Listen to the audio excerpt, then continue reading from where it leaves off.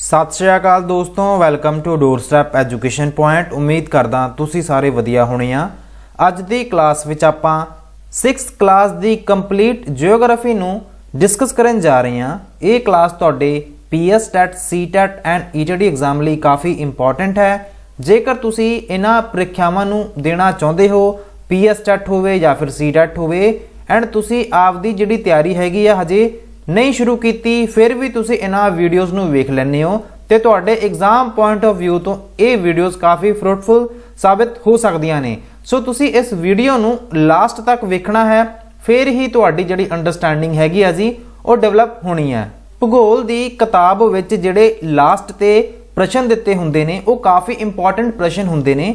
आपां उन्हां नूं बहुत ही चंगे तरीके नाल समझांगे। सो दोस्तों, जेकर तुसी अपने इस चैनल ते नवे हो, इस वीडियो नूं पहली बार वेख रहे हो तो इस चैनल नूं सबसक्राइब जरूर कर लियो एंड इस क्लास नूं तुसी लाइक भी कर लेना है। सो दोस्तों, शुरू करते हैं अज दी अपनी क्लास नूं शुरू करन तो पहला आपां उन्हां पाठ दे नाम वेख लैंदे आ कि आपां किहड़े पाठ नूं इस वीडियो विच समझण जा रहे हां। सो इहदे विच तुसी वेख सकदे हो, पहला पाठ हैगा जी पृथ्वी सूरज परिवार दा अंग। पहला आपां इस पाठ नूं डिस्कस करांगे। दूसरे नंबर ते आपां धरती दियां गतियां नाम दा जिहड़ा पाठ हैगा जी इहनूं आपां डिस्कस करांगे।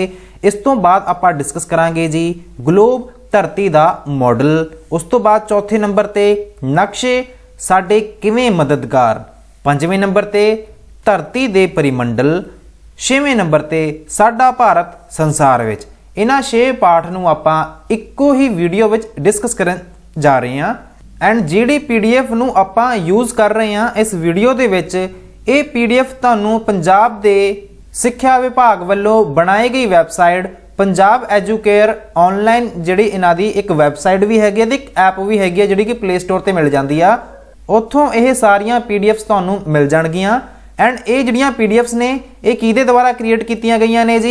इन्हां PDF नूं तुसीं वेख सकदे हो कि हरबंश लाल गर्ग द्वारा जी ये PDF बनाईयां गईयां ने एंड इन्हां दा जिहड़ा नाम हैगा जी तुसीं ये भी पढ़ सकदे हो। जनरल इन्फॉर्मेशन प्रोवाइड कर दित्ती है मैं। इस तो बाद आपां हुण शुरू करदे हां जी अज दी अपनी क्लास नूं। पहले पार्ट दी आपां गल कर रहे सी। पहले पार्ट दा की नाम हैगा जी पृथ्वी सूरज परिवार दा अंग। पहले प्रश्न विच तुहाडे तों पुछिया जा रहा है, ब्रह्मंड तों की भाव है, ब्रह्मंड विचले प्रतिरूपां दी सूची तैयार करो। सो ब्रह्मंड दी इत्थे गल कीती जा रही है। ब्रह्मंड हुंदा की है?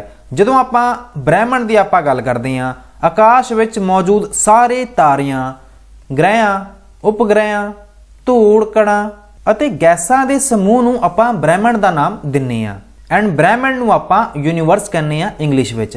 यूनीवर्स दे विच जिहड़े भी तुहानूं स्टार्स विखदे ने, जिहड़े भी तुहानूं प्लैनेट्स विख रहे ने, जिहड़े भी तुहानूं सैटेलाइट्स विख रहे ने जी, जिहड़े भी कि तुहानूं उत्थे डस्ट पार्टिकल्स वगैरह गैसेस वगैरह विख रहीआं ने, इन्हां दे समूह नूं ही आपां ब्रह्मंड दा नाम दिन्ने आ।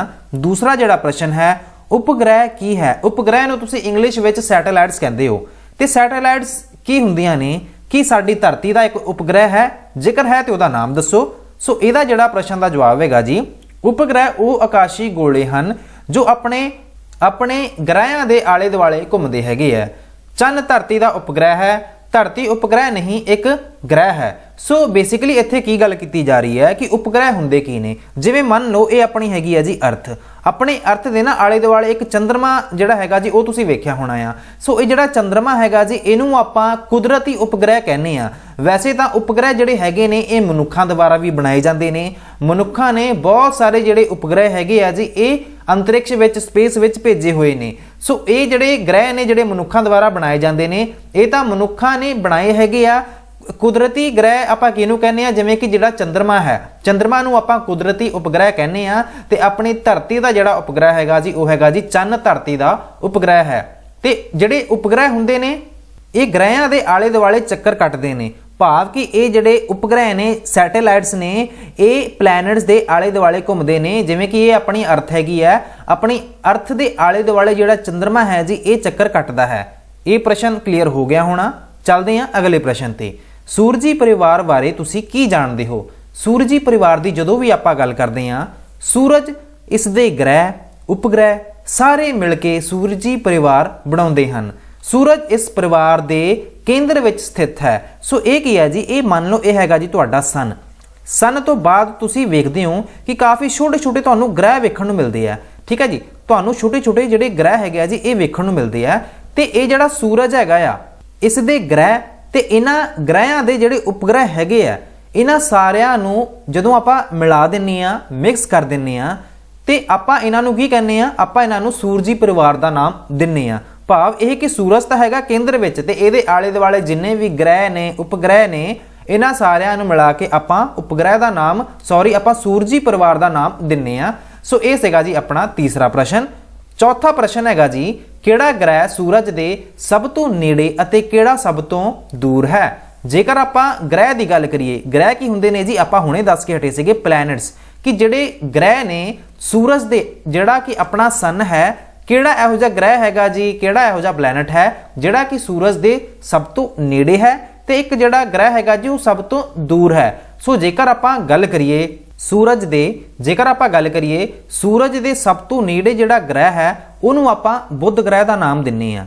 ਕੀ ਨਾਮ ਹੈਗਾ ਜੀ ਬੁੱਧ ਗ੍ਰਹਿ ਆਪਾਂ ਉਹਨੂੰ ਕਹਿੰਦੇ ਆ ਮਰਕਰੀ ਕਹਿ ਦਿੰਨੇ ਆ ਇੰਗਲਿਸ਼ ਵਿੱਚ। ਤੇ ਜਿਹੜਾ ਸਭ ਤੋਂ ਦੂਰ ਗ੍ਰਹਿ ਹੈ ਉਹਨੂੰ ਆਪਾਂ ਨੈਪਚੂਨ ਦਾ ਨਾਮ ਦਿੰਨੇ ਆ। ਕਿਹਦਾ ਨਾਮ ਦਿੰਨੇ ਆ ਜੀ ਉਹਨੂੰ ਆਪਾਂ ਨੈਪਚੂਨ ਜਿਹੜਾ ਗ੍ਰਹਿ ਹੈ ਇਹ ਸੂਰਜ ਦੇ ਸਭ ਤੋਂ ਦੂਰ ਹੈਗਾ ਆ। ਪੰਜਵੇਂ ਨੰਬਰ ਦਾ ਜਿਹੜਾ ਪ੍ਰਸ਼ਨ ਹੈ ਗ੍ਰਹਿਆਂ ਦੇ ਆਕਾਰ ਅਨੁਸਾਰ ਕਿਹੜਾ ਗ੍ਰਹਿ ਸਭ ਤੋਂ ਵੱਡਾ ਅਤੇ ਕਿਹੜਾ ਗ੍ਰਹਿ ਸਭ ਤੋਂ ਛੋਟਾ ਹੈ। ਇੱਥੇ ਗੱਲ ਕੀਤੀ ਸੀਗੀ ਕਿਹੜਾ ਗ੍ਰਹਿ ਧਰਤੀ ਤੋਂ ਦੂਰ ਹੈਗਾ ਕਿਹੜਾ ਗ੍ਰਹਿ ਸਭ ਤੋਂ ਨੇੜੇ ਹੈ। ਜੇਕਰ ਆਪਾਂ ਆਕਾਰ ਅਨੁਸਾਰ ਗੱਲ ਕਰੀਏ ਸਾਈਜ਼ ਅਕੋਰਡਿੰਗ ਪਲੈਨਟਸ ਦੀ ਗੱਲ ਕਰੀਏ ਤੇ ਸਭ ਤੋਂ ਜਿਹੜਾ ਵੱਡਾ ਪਲੈਨਟ ਹੈਗਾ ਜੀ ਉਹ ਹੈਗਾ ਜੀ ਬ੍ਰਹਿਸਪਤੀ। ਐਂਡ ਬ੍ਰਹਿਸਪਤੀ ਗ੍ਰਹਿ ਗੈਸਾਂ ਨਾਲ ਬਣਿਆ ਹੋਇਆ ਪਲੈਨਟ ਹੈਗਾ ਜੀ। ਬ੍ਰਹਿਸਪਤੀ ਗ੍ਰਹਿ ਸਭ ਤੋਂ ਵੱਡਾ ਗ੍ਰਹਿ ਹੈ। ਜੇਕਰ ਆਪਾਂ ਬੁੱਧ ਗ੍ਰਹਿ ਦੀ ਗੱਲ ਕਰੀਏ ਬੁੱਧ ਗ੍ਰਹਿ ਸਭ ਤੋਂ ਛੋਟਾ ਗ੍ਰਹਿ ਹੈ। ਆਪਣੀ ਜਿਹੜੀ ਧਰਤੀ ਹੈਗੀ ਹੈ ਜੀ ਸਾਡੀ ਧਰਤੀ ਦਾ ਜਿਹੜਾ ਪੰਜਵਾਂ ਸਥਾਨ ਹੈਗਾ ਜੇਕਰ ਆਪਾਂ ਆਕਾਰ ਵਾਈਜ਼ ਗੱਲ ਕਰਦੇ ਹਾਂ ਗ੍ਰਹਿਆਂ ਦੀ। ਹੁਣ ਆਪਾਂ ਚੱਲਦੇ ਹਾਂ ਜੀ ਛੇਵੇਂ ਪ੍ਰਸ਼ਨ ਤੇ।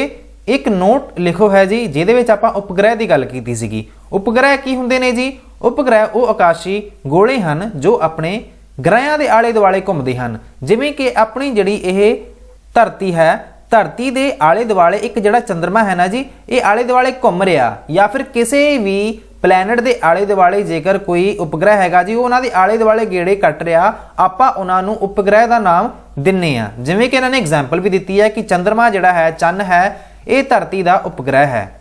ਉਲਕਾ ਨਾਮ ਦੀ ਜਿਹੜੀ ਟਰਮ ਹੈਗੀ ਹੈ ਜੀ ਇਹ ਕੀ ਹੁੰਦਾ ਹੈ ਸੂਰਜ ਮੰਡਲ ਵਿੱਚ ਕੁਝ ਛੋਟੇ ਛੋਟੇ ਪਦਾਰਥ ਬਿਖਰੇ ਪਏ ਹਨ।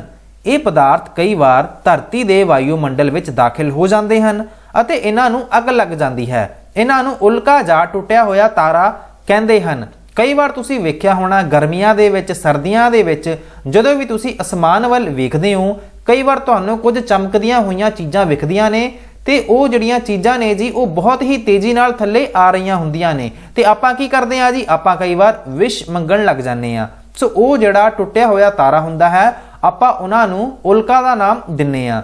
ਤੇ ਉਲਕਾ ਜਿਹੜਾ ਹੈ ਉਹ ਕੀ ਹੁੰਦਾ ਹੈ ਜਿਹੜੇ ਆਪਣੇ ਸੂਰਜ ਮੰਡਲ ਵਿੱਚ ਛੋਟੇ ਛੋਟੇ ਪੱਥਰ ਦੇ ਜਾਂ ਫਿਰ ਚੱਟਾਨਾਂ ਦੇ ਜਿਹੜੇ ਪਾਰਟੀਕਲਸ ਹੁੰਦੇ ਨੇ ਜਦੋਂ ਉਹ ਆਪਣੀ ਧਰਤੀ ਵਿੱਚ ਆ ਜਾਂਦੇ ਨੇ ਤੇ ਉਹ ਇੰਨੀ ਤੇਜ਼ੀ ਨਾਲ ਆਉਂਦੇ ਨੇ ਕਿ ਉਹਨਾਂ ਵਿੱਚ ਅੱਗ ਲੱਗ ਜਾਂਦੀ ਹੈ ਤੇ ਅੱਗ ਲੱਗ ਜਾਂਦੀ ਹੈ ਤੇ ਆਪਾਂ ਨੂੰ ਲੱਗਦਾ ਹੈ ਕਿ ਇਹ ਕੀ ਨੇ ਜੀ ਇਹ ਟੁੱਟੇ ਹੋਏ ਤਾਰੇ ਨੇ ਤੇ ਆਪਾਂ ਇਹਨਾਂ ਨੂੰ ਉਲਕਾ ਕਹਿੰਦੇ ਆ। ਕੀ ਕਹਿੰਦੇ ਆ ਜੀ ਉਲਕਾ ਕਹਿੰਦੇ ਆ।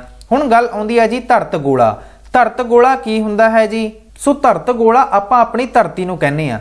ਤੁਹਾਨੂੰ ਸਾਰਿਆਂ ਨੂੰ ਪਤਾ ਕਿ ਆਪਣੀ ਜਿਹੜੀ ਧਰਤੀ ਹੈਗੀ ਆ ਨਾ ਇਹ ਚਪਟੀ ਹੈਗੀ ਆ। ਭਾਵ ਇਹ ਕਿ ਆਪਣੀ ਜਿਹੜੀ ਧਰਤੀ ਹੈਗੀ ਆ ਇਹਦੀ ਸ਼ੇਪ ਆਂਡਿਆਂ ਵਰਗੀ ਹੈ। ਇੱਥੇ ਨਾ ਇੱਕ ਵੇਖਦੇ ਹੋ ਕਿ ਫਲੈਟ ਹੈਗੀ ਆ ਇੱਥੋਂ ਤੇ ਇੱਥੋਂ ਥੋੜੀ ਥੋੜੀ ਤੁਹਾਨੂੰ ਫਲੈਟ ਵੇਖਣ ਨੂੰ ਮਿਲਦੀ ਹੈ। ਸਾਡੀ ਧਰਤੀ ਇੱਕ ਚਪਟਾ ਗੋਲਾ ਹੈ। ਇਸ ਨੂੰ ਧਰਤ ਗੋਲਾ ਆਖਦੇ ਹਨ। ਕੀ ਕਹਿੰਦੇ ਆ ਜੀ ਆਪਾਂ ਇਹਨੂੰ ਧਰਤ ਗੋਲਾ ਆਖਦੇ ਹਨ। ਇਹਨੂੰ ਆਪਾਂ ਜਿਓਇਡ ਵੀ ਕਹਿੰਦੇ ਆ। ਭੂ-ਮੱਧ ਰੇਖਾ ਕੀ ਹੈ ਜੀ ਧਰਤੀ ਦੇ ਵਿਚਕਾਰੋਂ ਗੁਜ਼ਰਦੀ ਹੈ ਅਤੇ ਇਸ ਨੂੰ ਦੋ ਸਮਾਨ ਭਾਗਾਂ ਵਿੱਚ ਵੰਡਦੀ ਹੈ। ਜਿਵੇਂ ਕਿ ਹੁਣੇ ਆਪਾਂ ਗੱਲ ਕੀਤੀ ਸੀਗੀ ਮੰਨ ਲਓ ਇਹ ਕੀ ਹੈ ਜੀ ਇਹ ਆਪਣੀ ਹੈਗੀ ਹੈ ਜੀ ਧਰਤੀ। ਧਰਤੀ ਦੇ ਵਿਚਾਲੋਂ ਨਾ ਇੱਕ ਲਾਈਨ ਗੁਜ਼ਰਦੀ ਹੈ। ਆ ਜਿਹੜੀ ਲਾਈਨ ਮੈਂ ਤੁਹਾਨੂੰ ਤੁਹਾਡੇ ਸਾਹਮਣੇ ਡਰਾ ਕਰ ਰਿਹਾ ਨਾ ਇਹ ਕੀ ਹੈ ਜੀ ਭੂ-ਮੱਧ ਰੇਖਾ ਹੈਗੀ ਹੈ। ਵੈਸੇ ਜੇਕਰ ਤੁਸੀਂ ਗਲੋਬ ਤੇ ਵੇਖਦੇ ਹੋ ਤੇ ਤੁਹਾਨੂੰ ਇਹ ਲਾਈਨ ਵਿਖੇਗੀ ਬਟ ਐਕਚੁਅਲ ਵਿੱਚ ਕੀ ਇਹ ਲਾਈਨ ਹੈਗੀ ਆ ਸੋ ਇਹਦਾ ਜਵਾਬ ਹੈਗਾ ਨਹੀਂ। ਇੱਕ ਇਮੇਜਿਨਰੀ ਲਾਈਨ ਹੈਗੀ ਆ ਜਿਹਦੀ ਦੋ ਭਾਗਾਂ ਵਿੱਚ ਵੰਡਦੀ ਹੈਗੀ ਆ। ਕਿਹਨੂੰ ਜੀ ਧਰਤੀ ਨੂੰ। ਜਾਂ ਫਿਰ ਤੁਸੀਂ ਇਹ ਵੀ ਕਹਿ ਸਕਦੇ ਹੋ ਕਿ ਇਹ ਧਰਤੀ ਨੂੰ ਦੋ ਸਮਾਨ ਭਾਗਾਂ ਵਿੱਚ ਵੰਡਦੀ ਹੈ। ਪੰਜਵੇਂ ਨੰਬਰ ਤੇ ਜਿਹੜੀ ਟਰਮ ਹੈ ਉਹ ਹੈ ਜੀ ਪੁੱਛਲ ਤਾਰਾ। ਪੁੱਛਲ ਤਾਰਾ ਕੀ ਹੁੰਦਾ ਹੈ ਜੀ ਪੁੱਛਲ ਤਾਰਾ ਗੈਸੀ ਪਦਾਰਥਾਂ ਦਾ ਬਣਿਆ ਹੁੰਦਾ ਹੈ। ਸੂਰਜ ਦੇ ਸਾਹਮਣੇ ਆਉਣ ਤੇ ਇਹ ਚਮਕ ਪੈਂਦਾ ਹੈ ਅਤੇ ਇਸ ਦੀ ਪੂੰਛ ਵਿਕਸਿਤ ਹੋ ਜਾਂਦੀ ਹੈ। ਸੋ ਪੁੱਛਲ ਤਾਰਾ ਕੀ ਹੁੰਦਾ ਹੈ ਜੀ? ਜਿਹੜੀਆਂ ਗੈਸਸ ਵਾਲੇ ਪਦਾਰਥ ਹੁੰਦੇ ਨੇ ਜੀ, ਜਦੋਂ ਉਹ ਸੂਰਜ ਦੇ ਨੇੜਿਓਂ ਲੰਘਦੇ ਨੇ ਸੋ ਉਹਨਾਂ ਵਿੱਚ ਜਿਹੜੀਆਂ ਗੈਸਸ ਨੇ ਜੀ ਉਹ ਨਿਕਲਣਾ ਸ਼ੁਰੂ ਹੋ ਜਾਂਦੀਆਂ ਨੇ, ਰਿਐਕਸ਼ਨ ਕਰਨੇ ਸ਼ੁਰੂ ਕਰ ਦਿੰਦੇ ਨੇ ਤੇ ਆਪਾਂ ਨੂੰ ਐਂ ਲੱਗਦਾ ਕਿ ਇਹਨਾਂ ਦੀ ਪੂੰਛ ਨਿਕਲ ਆਈ ਹੈ। ਸੋ ਇਹਨੂੰ ਆਪਾਂ ਪੁੱਛਲ ਤਾਰਾ ਕਹਿੰਦੇ ਆ। ਧੁਰਾ ਕੀ ਹੁੰਦਾ ਹੈ ਜੀ? ਧਰਤੀ ਆਪਣੇ ਧੁਰੇ ਤੇ ਸੂਰਜ ਦੁਆਲੇ ਘੁੰਮਦੀ ਹੈ। ਇਹ ਮੱਧ ਵਿੱਚ ਉੱਤਰੀ ਧਰੁਵ ਅਤੇ ਦੱਖਣੀ ਧਰੁਵ ਨੂੰ ਮਿਲਾਉਂਦੀ ਹੈ। ਸੋ ਇਹਨਾਂ ਨੇ ਧੁਰੇ ਦੀ ਗੱਲ ਕੀਤੀ ਹੈ। ਸੋ ਮੈਂ ਤੁਹਾਡੇ ਸਾਹਮਣੇ ਇੱਕ ਡਾਇਗਰਾਮ ਜੀ ਬਣਾ ਦਿੰਨਾ। ਜਿਵੇਂ ਕਿ ਇਹ ਤੁਸੀਂ ਵੇਖ ਰਹੇ ਹੋ ਨਾ, ਆਪਣੀ ਧਰਤੀ ਕੁਝ ਇਸ ਤਰ੍ਹਾਂ ਹੁੰਦੀ ਹੈ ਤੇ ਇਸ ਤਰ੍ਹਾਂ ਦੀ ਤੁਸੀਂ ਲਾਈਨ ਵੇਖੀ ਹੋਣੀ ਆ। ਮਤਲਬ ਕਿ ਆਪਣੀ ਜਿਹੜੀ ਧਰਤੀ ਹੈਗੀ ਆ ਉਹ ਇਸ ਐਕਸਿਸ ਤੇ ਜਿਹੜੀ ਘੁੰਮ ਰਹੀ ਹੁੰਦੀ ਆ ਨਾ, ਆਪਾਂ ਇਹਨੂੰ ਹੀ ਧੁਰਾ ਦਾ ਨਾਮ ਦਿੰਨੇ ਆ। ਇਹਦਾ ਕੀ ਨਾਮ ਦਿੰਨੇ ਆ ਜੀ? ਇਹਨੂੰ ਆਪਾਂ ਧੁਰਾ ਦਾ ਨਾਮ ਦਿੰਨੇ ਆ ਕਿ ਧਰਤੀ ਆਪਣੇ ਧੁਰੇ ਤੇ ਸੂਰਜ ਦੁਆਲੇ ਘੁੰਮਦੀ ਹੈ। ਇਹ ਮੱਧ ਵਿੱਚੋਂ ਉੱਤਰੀ ਧਰੁਵ ਅਤੇ ਦੱਖਣੀ ਧਰੁਵ ਨੂੰ ਮਿਲਾਉਂਦਾ ਹੈ। ਅੱਗੇ ਵੇਖੋ ਜੀ ਛੋਟੇ ਗ੍ਰਹਿ। ਗ੍ਰਹਿਆਂ ਤੋਂ ਇਲਾਵਾ ਬ੍ਰਹਿਮੰਡ ਵਿੱਚ ਕਈ ਛੋਟੇ ਗ੍ਰਹਿ ਵੀ ਹਨ ਜਿਹੜੇ ਸੂਰਜ ਦੁਆਲੇ ਘੁੰਮਦੇ ਹੈਗੇ ਆ। ਇਹਨਾਂ ਦਾ ਆਕਾਰ ਗ੍ਰਹਿ ਦੇ ਮੁਕਾਬਲੇ ਕਾਫੀ ਛੋਟਾ ਹੁੰਦਾ ਹੈ, ਜੋ ਕਈ ਵਾਰ ਧੂੜ ਮਿੱਟੀ ਦੇ ਕਣਾਂ ਦਾ ਗੋਲਾ ਵੀ ਹੋ ਸਕਦਾ ਹੈ। ਸੋ ਆਪਾਂ ਵੇਖਦੇ ਹਾਂ ਕਿ ਗ੍ਰਹਿ ਨੂੰ ਛੱਡ ਕੇ ਹੋਰ ਵੀ ਕਾਫੀ ਸਾਰੇ ਆਪਣੇ ਬ੍ਰਹਿਮੰਡ ਵਿੱਚ ਛੋਟੇ-ਛੋਟੇ ਜਿਹੜੇ ਸੂਰਜ ਦੇ ਆਲੇ ਦੁਆਲੇ ਘੁੰਮਦੇ ਰਹਿੰਦੇ ਆ। ਹੋ ਸਕਦਾ ਕਈ ਵਾਰ ਇਹ ਛੋਟੀਆਂ-ਛੋਟੀਆਂ ਚੱਟਾਨਾਂ ਹੋਣ ਜਿਹੜੀਆਂ ਕਿ ਸੂਰਜ ਦੇ ਆਲੇ ਦੁਆਲੇ ਗੇੜੇ ਕੱਟ ਰਹੀਆਂ ਨੇ, ਆਪਾਂ ਇਹਨਾਂ ਨੂੰ ਛੋਟੇ ਗ੍ਰਹਿ ਦਾ ਨਾਮ ਦਿੰਨੇ ਆ। ਅਗਲੀ ਟਰਮ ਹੈਗੀ ਜੀ ਚੰਨ ਗ੍ਰਹਿਣ। ਚੰਨ ਗ੍ਰਹਿਣ ਕੀ ਹੁੰਦਾ ਹੈ? ਜਦੋਂ ਧਰਤੀ ਘੁੰਮਦੀ ਸੂਰਜ ਅਤੇ ਚੰਨ ਦੇ ਵਿਚਕਾਰ ਆ ਜਾਂਦੀ ਹੈ। ਜਦੋਂ ਧਰਤੀ ਘੁੰਮਦੀ ਸੂਰਜ ਅਤੇ ਚੰਨ ਦੇ ਵਿਚਕਾਰ ਆ ਜਾਂਦੀ ਹੈ। ਇਹ ਕੀ ਹੈ ਜੀ? ਇਹ ਮੰਨ ਲਓ ਇਹ ਆਪਣੀ ਹੈਗੀ ਹੈ ਜੀ ਧਰਤੀ, ਠੀਕ ਹੈ ਜੀ। ਇਹ ਜਿਹੜੀ ਧਰਤੀ ਹੈ ਇਹ ਵਿਚਕਾਰ ਆ ਗਈ ਕਿਹਦੇ? ਇੱਥੇ ਹੈਗਾ ਜੀ ਸੂਰਜ, ਇੱਥੇ ਹੈਗਾ ਸੀ ਜੀ ਚੰਦਰਮਾ। ਸੋ ਇਹਦੀ ਜਿਹੜੀ ਰੋਸ਼ਨੀ ਹੈਗੀ ਆ ਹੁਣ ਚੰਦਰਮਾ ਤੇ ਨਹੀਂ ਪੈਣੀ। ਇਹ ਕੀ ਹੈ ਜੀ? ਇਹ ਤੁਹਾਡਾ ਸੀਗਾ ਜੀ ਸੂਰਜ, ਇਹ ਤੁਹਾਡੀ ਹੈਗੀ ਹੈ ਜੀ ਅਰਥ, ਇਹ ਹੈ ਜੀ ਤੁਹਾਡਾ ਚੰਦਰਮਾ ਐਮ ਤੋਂ, ਜਿਹਨੂੰ ਤੁਸੀਂ ਮੂਨ ਕਹਿ ਸਕਦੇ ਹੋ। ਸੋ ਇਹਦੇ ਵਿਚਕਾਰ ਜਦੋਂ ਧਰਤੀ ਆ ਜਾਂਦੀ ਹੈ ਚੰਦਰਮਾ ਦੇ ਵਿਚਕਾਰ ਤੇ ਸੂਰਜ ਦੇ ਵਿਚਕਾਰ, ਇਹਨੂੰ ਤੁਸੀਂ ਚੰਨ ਗ੍ਰਹਿਣ ਦਾ ਨਾਮ ਦਿੰਦੇ ਹੋ। ਅਗਲੇ ਵੇਖੋ ਤੁਸੀਂ ਖਾਲੀ ਥਾਵਾਂ। ਸਾਡੀ ਧਰਤੀ ਇੱਕ ਚਪਟਾ ਗੋਲਾ ਹੈ, ਇਸ ਨੂੰ ਆਪਾਂ ਧਰਤ ਗੋਲਾ ਆਖਦੇ ਹਾਂ। ਸੋ ਇਹ ਗੱਲ ਬਿਲਕੁਲ ਠੀਕ ਹੈ ਜੀ। ਆਪਣੀ ਜਿਹੜੀ ਧਰਤੀ ਹੈਗੀ ਇੱਕ ਚਪਟਾ ਗੋਲਾ ਹੈ। ਮੈਂ ਤੁਹਾਨੂੰ ਹੁਣੇ ਦੱਸਿਆ ਸੀ ਨਾ ਵੀ ਇੱਥੋਂ ਤੇ ਇੱਥੋਂ ਥੋੜੀ ਜਿਹੀ ਧਰੁਵਾਂ ਤੋਂ ਇਹ ਥੋੜੀ ਜਿਹੀ ਚਪਟੀ ਹੈਗੀ ਆ। ਅਗਲਾ ਜਿਹੜਾ ਪ੍ਰਸ਼ਨ ਹੈ, ਧਰਤੀ ਦਾ ਘੇਰਾ ਲਗਭਗ 40,000 ਕਿਲੋਮੀਟਰ ਹੈ। ਧਰਤੀ ਦਾ ਘੇਰਾ ਤੋਂ ਕੀ ਭਾਵ ਹੈਗਾ ਜੀ? ਸੋ ਧਰਤੀ ਦੀ ਆਪਾਂ ਜਦੋਂ ਗੱਲ ਕਰਦੇ ਹਾਂ ਕਿ ਤੁਸੀਂ ਇਹ ਵੇਖ ਸਕਦੇ ਹੋ ਕਿ ਆਪਾਂ ਇੱਕ ਧਰਤੀ ਦੀ ਡਾਇਗਰਾਮ ਬਣਾਈ ਹੈ। ਸੋ ਇਹ ਜਿਹੜਾ ਪੂਰਾ ਗੋਲਾ ਹੈਗਾ ਨਾ, ਇਹਦੀ ਜਦੋਂ ਆਪਾਂ ਲੰਬਾਈ ਵੇਖਾਂਗੇ ਤੇ ਇਹ ਤੁਹਾਨੂੰ ਟੋਟਲ 40,000 ਕਿਲੋਮੀਟਰ ਤੁਹਾਨੂੰ ਇਹਦੀ ਜਿਹੜੀ ਲੰਬਾਈ ਹੈਗੀ ਹੈ ਜੀ ਇਹ ਲਗਭਗ ਵੇਖਣ ਨੂੰ ਮਿਲਦੀ ਹੈ। ਹਾਲਾਂਕਿ ਥੋੜੀ ਜਿਹੀ 40,000 ਤੋਂ ਵੱਧ ਹੈਗੀ ਆ, ਬਟ ਆਪਾਂ ਅਪਰੋਕਸੀਮੇਟਲੀ ਮੰਨ ਕੇ ਚੱਲਦੇ ਹੁੰਦੇ ਆ ਕਿ 40,000 ਕਿਲੋਮੀਟਰ ਹੈ। ਹੁਣ ਆਪਾਂ ਗੱਲ ਕਰਦੇ ਹਾਂ ਧਰਤੀ ਦਾ ਭੂਮੱਧ ਰੇਖਾ ਤੇ ਵਿਆਸ ਕਿੰਨਾ ਹੈ ਜੀ? 12,756 ਕਿਲੋਮੀਟਰ ਹੈ। ਇਹਨਾਂ ਦੀ ਗੱਲ ਕੀਤੀ ਜਾ ਰਹੀ ਹੈ। ਹੁਣੇ ਮੈਂ ਤੁਹਾਨੂੰ ਦੱਸਿਆ ਸੀਗਾ ਭੂਮੱਧ ਰੇਖਾ ਜਾਂ ਫਿਰ ਜਿਹੜੀ ਤੁਹਾਡੀ ਇਕੁਏਟਰ ਹੈ, ਇਹਨੂੰ ਆਪਾਂ ਕਹਿੰਦੇ ਆ ਜੀ ਕੀ ਕਹਿੰਦੇ ਆ? ਭੂਮੱਧ ਰੇਖਾ। ਤੇ ਇਹਦਾ ਜਿਹੜਾ ਡਾਇਮੀਟਰ ਹੈਗਾ ਨਾ, ਇਹ ਤੁਹਾਨੂੰ ਕਿੰਨਾ ਵੇਖਣ ਨੂੰ ਮਿਲਦਾ ਹੈ? 12,756 ਕਿਲੋਮੀਟਰ। ਬਟ ਜਦੋਂ ਆਪਾਂ ਇਧਰੋਂ ਚੈੱਕ ਕਰੀਏ, ਆਹ ਵਾਲੀ ਸਾਈਡ ਤੋਂ ਚੈੱਕ ਕਰਦੇ ਆ ਤੇ ਆਪਣਾ ਡਾਇਮੀਟਰ ਪਤਾ ਕਿੰਨਾ ਹੋ ਜਾਂਦਾ? ਉਦੋਂ ਹੋ ਜਾਂਦਾ ਹੈ ਜੀ ਇਹ 12,712 ਕਿਲੋਮੀਟਰ। ਤੁਸੀਂ ਕਹੋਗੇ ਕਿ ਸਰ ਇਹ ਕਿਵੇਂ ਹੋ ਸਕਦਾ ਹੈ? ਕਿਉਂਕਿ ਆਪਣੀ ਜਿਹੜੀ ਧਰਤੀ ਹੈਗੀ ਆ ਨਾ ਇਹ ਚਪਟੀ ਹੈਗੀ ਆ। ਇੱਥੋਂ ਤੇ ਇੱਥੋਂ ਚਪਟੀ ਹੋਣ ਕਰਕੇ ਉੱਤਰੀ ਧਰੁਵ ਤੇ ਦੱਖਣੀ ਧਰੁਵ ਤੇ ਚਪਟੀ ਹੋਣ ਕਰਕੇ ਇਹਨਾਂ ਦੀ ਜਿਹੜੀ ਲੰਬਾਈ ਹੈਗੀ ਹੈ ਜੀ ਉਹ ਹੈਗੀ ਹੈ ਥੋੜੀ ਜੀ ਘੱਟ, ਜੇ ਆਪਾਂ ਕੰਪੈਰੀਜ਼ਨ ਕਰਦੇ ਹਾਂ ਇੱਧਰ ਇਕੁਏਟਰ ਤੋਂ। ਭੂਮੱਧ ਰੇਖਾ ਤੇ ਤੁਹਾਨੂੰ ਲੰਬਾਈ ਜ਼ਿਆਦਾ ਵੇਖਣ ਨੂੰ ਮਿਲਦੀ ਹੈ, 12,756 ਹੈ, ਜਦ ਕਿ ਜਦੋਂ ਆਪਾਂ ਇਧਰੋਂ ਮੈਜ਼ਰ ਕਰਦੇ ਹਾਂ ਤੇ ਆਪਾਂ ਨੂੰ ਲੰਬਾਈ ਵੇਖਣ ਨੂੰ ਮਿਲਦੀ ਹੈ 12,712 ਜਦੋਂ ਆਪਾਂ ਡਾਇਮੀਟਰ ਦੀ ਗੱਲ ਕਰਦੇ ਹਾਂ। ਪਹਿਲਾ ਪਾਰਟ ਇੱਥੇ ਹੀ ਕੰਪਲੀਟ ਹੋ ਚੁੱਕਾ ਹੈ। ਹੁਣ ਆਪਾਂ ਚੱਲਦੇ ਹਾਂ ਜੀ ਅਗਲੇ ਪਾਰਟ ਤੇ। ਇਸ ਪਾਰਟ ਵਿੱਚ ਆਪਾਂ ਧਰਤੀ ਦੀਆਂ ਗਤੀਆਂ ਬਾਰੇ ਡਿਸਕਸ ਕਰਨ ਜਾ ਰਹੇ ਹਾਂ। ਧਰਤੀ ਦੀ ਗਤੀ ਬਾਰੇ ਤੁਹਾਨੂੰ ਸਾਰਿਆਂ ਨੂੰ ਪਤਾ ਹੋਊਗਾ ਕਿ ਅੱਜ ਕੱਲ ਆਪਾਂ ਵੇਖ ਰਹੇ ਹਾਂ ਕਿ ਦਿਨ ਰਾਤ ਹੁੰਦੀ ਹੈ। ਸਵੇਰੇ ਦਿਨ ਹੁੰਦਾ ਆ ਤੇ ਰਾਤ ਨੂੰ ਵੇਖਦੇ ਹੋ ਤੁਸੀਂ ਕੋਈ ਰੋਸ਼ਨੀ ਨਹੀਂ ਹੁੰਦੀ, ਭਾਵ ਇਹ ਕਿ ਸੂਰਜ ਦੀਆਂ ਕਿਰਨਾਂ ਨਹੀਂ ਆਉਂਦੀਆਂ। ਸੋ ਕਿਤੇ ਨਾ ਕਿਤੇ ਇਹ ਸਾਰਾ ਕੁਝ ਜਿਹੜੀ ਆਪਣੀ ਧਰਤੀ ਗਤੀ ਕਰਦੀ ਹੈ ਉਹਦਾ ਹੀ ਨਤੀਜਾ ਹੁੰਦਾ ਹੈ। ਸੋ ਗਤੀਆਂ ਦੇ ਵੀ ਕੁਝ ਤੁਹਾਨੂੰ ਪ੍ਰਕਾਰ ਵੇਖਣ ਨੂੰ ਮਿਲਦੇ ਆ ਜਿਹਦੀ ਆਪਾਂ ਗੱਲ ਕਰਨ ਜਾ ਰਹੇ ਹਾਂ। ਵੇਖ ਸਕਦੇ ਹੋ ਜੀ ਧਰਤੀ ਦੀ ਦੈਨਿਕ ਗਤੀ ਕੀ ਹੁੰਦੀ ਹੈ। ਪਹਿਲੇ ਪ੍ਰਸ਼ਨ ਵਿੱਚ ਤੁਹਾਨੂੰ ਇਹ ਪੁੱਛਿਆ ਜਾ ਰਿਹਾ ਹੈ ਕਿ ਧਰਤੀ ਦੀ ਦੈਨਿਕ ਗਤੀ ਕੀ ਹੁੰਦੀ ਹੈ। ਉੱਤਰ ਵਿੱਚ ਲਿਖਿਆ ਹੋਇਆ ਧਰਤੀ ਆਪਣੇ ਧੁਰੇ ਦੁਆਲੇ, ਮੈਂ ਤੁਹਾਨੂੰ ਹੁਣੇ ਦੱਸਿਆ ਸੀਗਾ ਨਾ, ਆਹ ਜਿਹੜਾ ਪੁਆਇੰਟ ਵੇਖ ਰਹੇ ਹੋ ਇਹ ਹੈਗਾ ਜੀ ਇਹਦਾ ਧੁਰਾ। ਧਰਤੀ ਆਪਣੇ ਧੁਰੇ ਦੁਆਲੇ ਘੁੰਮਦੀ ਹੋਈ ਇੱਕ ਚੱਕਰ 24 ਘੰਟੇ ਵਿੱਚ ਪੂਰਾ ਕਰਦੀ ਹੈ। ਇਸ ਨੂੰ ਧਰਤੀ ਦੀ ਦੈਨਿਕ ਗਤੀ ਕਹਿੰਦੇ ਹਨ। ਇਸ ਨਾਲ ਦਿਨ ਅਤੇ ਰਾਤ ਬਣਦੇ ਹਨ। ਮੰਨ ਲਓ ਸੂਰਜ ਹੈਗਾ ਜੀ ਇੱਥੇ ਸੂਰਜ ਹੋਣ ਨਾਲ ਕੀ ਹੋਊਗਾ ਜੀ, ਇੱਥੇ ਸੂਰਜ ਹੋਣ ਨਾਲ ਜਿਹੜੀਆਂ ਸੂਰਜ ਦੀਆਂ ਕਿਰਨਾਂ ਨੇ ਇਸ ਵਾਲੇ ਹਿੱਸੇ ਤੇ ਪੈਣਗੀਆਂ, ਭਾਵ ਇੱਥੇ ਜਿਹੜੀ ਇੱਕ ਲਕੀਰ ਬਣੀ ਹੋਈ ਹੈ ਇਸ ਵਾਲੇ ਹਿੱਸੇ ਤੇ ਪੈਣਗੀਆਂ, ਤੇ ਆ ਜਿਹੜਾ ਬਾਕੀ ਜਿਹੜਾ ਹਿੱਸਾ ਬਚਿਆ ਨਾ ਇੱਧਰ ਜਿੱਥੇ ਮੈਂ ਟਿਕ ਕਰ ਰਿਹਾ, ਇੱਥੇ ਤਾਂ ਸੂਰਜ ਦੀਆਂ ਕਿਰਨਾਂ ਨਹੀਂ ਪੈਣਗੀਆਂ, ਜਿਹਦੇ ਕਰਕੇ ਇਸ ਵਾਲੇ ਹਿੱਸੇ ਤੇ ਦਿਨ ਹੋਊਗਾ ਤੇ ਇਸ ਵਾਲੇ ਹਿੱਸੇ 'ਚ ਰਾਤ ਹੋਣੀ ਹੈ। ਕਾਫੀ ਕਾਮਨ ਜੀ ਗੱਲ ਹੈ, ਬਟ ਆਪਾਂ ਫਿਰ ਵੀ ਇਹਨੂੰ ਰਿਵਾਈਜ਼ ਕਰ ਰਹੇ ਹਾਂ। ਸੋ ਦੈਨਿਕ ਗਤੀ ਦੇ ਕਾਰਨ ਹੀ ਦਿਨ ਰਾਤ ਬਣਦੇ ਆ। ਕਈ ਵਾਰ ਤੁਸੀਂ ਵੇਖਿਆ ਹੋਣਾ ਕਿ ਆਪਣੇ ਭਾਰਤ ਵਿੱਚ ਜੇ ਠੰਡ ਪੈ ਰਹੀ ਹੈ ਤੇ ਕਿਸੇ ਹੋਰ ਪਾਸੇ ਗਰਮੀਆਂ ਪੈ ਰਹੀਆਂ। ਸੋ ਇਹਦਾ ਕੀ ਕਾਰਨ ਹੈ? ਇਹਦਾ ਇਹ ਕਾਰਨ ਹੈ ਕਿ ਇੱਥੇ ਇਹਨਾਂ ਨੇ ਪ੍ਰਸ਼ਨ ਪੁੱਛਿਆ ਹੋਇਆ ਰੁੱਤਾਂ ਬਣਨ ਦੇ ਕੀ ਕਾਰਨ ਹਨ। ਰੁੱਤਾਂ ਬਣਨ ਦੇ ਕਾਰਨ ਇਹ ਹੈਗੇ ਆ ਕਿ ਧਰਤੀ ਦਾ ਆਪਣੇ ਧੁਰੇ ਤੇ 66 ਡਿਗਰੀ ਵਿੱਚ ਝੁਕੇ ਰਹਿਣਾ। ਆ ਤੁਸੀਂ ਵੇਖ ਰਹੇ ਹੋ ਨਾ, ਇਹ ਜਿਹੜੀ ਆਪਣੀ ਅਰਥ ਹੈਗੀ ਹੈ, ਆਪਣੀ ਜਿਹੜੀ ਧਰਤੀ ਹੈ ਇਹ 66 ਡਿਗਰੀ ਤੇ ਝੁਕੀ ਹੋਈ ਹੈ। 66 ਡਿਗਰੀ ਝੁਕੇ ਹੋਏ ਹੋਣ ਕਰਕੇ ਆਪਣੀ ਧਰਤੀ ਦੇ ਉੱਤੇ ਜਿਹੜੀਆਂ ਰੁੱਤਾਂ ਨੇ ਜੀ ਉਹ ਫਾਰਮ ਹੁੰਦੀਆਂ ਨੇ। ਕਿਉਂਕਿ ਤੁਸੀਂ ਵੇਖ ਸਕਦੇ ਹੋ ਇਹ ਹੈਗਾ ਜੀ ਆਪਣਾ ਸੂਰਜ ਜਿਵੇਂ ਮੰਨ ਲਓ ਇੱਥੇ ਹੈਗਾ ਤੇ ਇਹਦੇ ਝੁਕੇ ਹੋਣ ਕਰਕੇ ਇਹਦੀਆਂ ਜਿਹੜੀਆਂ ਕਿਰਨਾਂ ਨੇ ਸੂਰਜ ਦੀਆਂ ਕਿਰਨਾਂ ਤੇ ਆਹ ਵਾਲੇ ਹਿੱਸੇ ਵਿੱਚ ਜ਼ਿਆਦਾ ਪੈਣਗੀਆਂ ਤੇ ਆਹ ਵਾਲੇ ਹਿੱਸੇ ਵਿੱਚ ਘੱਟ ਪੈਣਗੀਆਂ। ਸੋ ਕਿਤੇ ਨਾ ਕਿਤੇ 66 ਡਿਗਰੀ ਝੁਕੇ ਰਹਿਣ ਕਰਕੇ ਆਪਣੇ ਧਰਤੀ ਦੇ ਉੱਤੇ ਰੁੱਤਾਂ ਜਿਹੜੀਆਂ ਹੈਗੀਆਂ ਨੇ ਜੀ ਉਹ ਬਣਦੀਆਂ ਨੇ। ਤੇ ਇੱਕ ਹੋਰ ਗੱਲ ਹੈਗੀ ਆ, ਧਰਤੀ ਦੁਆਰਾ 365 ਅਤੇ 1/4 ਦਿਨਾਂ ਵਿੱਚ ਸੂਰਜ ਦੁਆਲੇ ਚੱਕਰ ਲਗਾਉਣਾ, ਇਹ ਵੀ ਕਾਰਨ ਹੈਗਾ ਜੀ ਜਿਹਦੇ ਕਰਕੇ ਦਿਨ ਰਾਤ ਤਾਂ ਨਹੀਂ, ਮਤਲਬ ਕਿ ਆਪਾਂ ਰੁੱਤਾਂ ਦੀ ਗੱਲ ਕਰ ਰਹੇ ਹਾਂ, ਰੁੱਤਾਂ ਫੇਰ ਹੀ ਬਣਦੀਆਂ ਹੈਗੀਆਂ ਨੇ ਜੀ। ਅਦਰਵਾਈਜ਼ ਧਰਤੀ ਦੇ ਘੁੰਮਣ ਕਰਕੇ ਤੁਹਾਨੂੰ ਦਿਨ ਰਾਤ ਵੇਖਣ ਨੂੰ ਮਿਲਦਾ ਹੈ ਤੇ 66 ਡਿਗਰੀ ਝੁਕੇ ਰਹਿਣ ਕਰਕੇ ਤੇ ਧਰਤੀ ਦੁਆਰਾ 365 ਬਾਈ 1/4 ਸੂਰਜ ਦੇ ਆਲੇ ਦੁਆਲੇ ਚੱਕਰ ਲਗਾਉਣ ਕਰਕੇ ਤੁਹਾਨੂੰ ਰੁੱਤਾਂ ਵੇਖਣ ਨੂੰ ਮਿਲਦੀਆਂ ਨੇ। 93ਵੇਂ ਥਰਡ ਕੁਐਸਚਨ ਦੀ ਜੇਕਰ ਆਪਾਂ ਗੱਲ ਕਰੀਏ, 21 ਜੂਨ ਨੂੰ ਸੂਰਜ ਦੀਆਂ ਕਿਰਨਾਂ ਕਿੱਥੇ ਸਿੱਧੀਆਂ ਪੈਂਦੀਆਂ ਹਨ? 21 ਜੂਨ ਨੂੰ ਸੂਰਜ ਦੀਆਂ ਕਿਰਨਾਂ ਸਿੱਧੀਆਂ ਪੈਂਦੀਆਂ ਨੇ ਜੀ ਕਰਕ ਰੇਖਾ ਤੇ। 21 ਜੂਨ ਨੂੰ ਸੂਰਜ ਦੀਆਂ ਕਿਰਨਾਂ ਕਰਕ ਰੇਖਾ ਤੇ ਭਾਵ ਟ੍ਰੋਪਿਕ ਆਫ ਕੈਂਸਰ ਤੇ ਸਿੱਧੀਆਂ ਪੈਣ ਕਰਕੇ ਤੁਹਾਨੂੰ ਸਾਰਿਆਂ ਨਾਲੋਂ ਜਿਹੜਾ ਲੌਂਗੈਸਟ ਡੇ ਹੈਗਾ ਜੀ ਇਸ ਦਿਨ ਹੀ ਵੇਖਣ ਨੂੰ ਮਿਲਦਾ ਹੈ।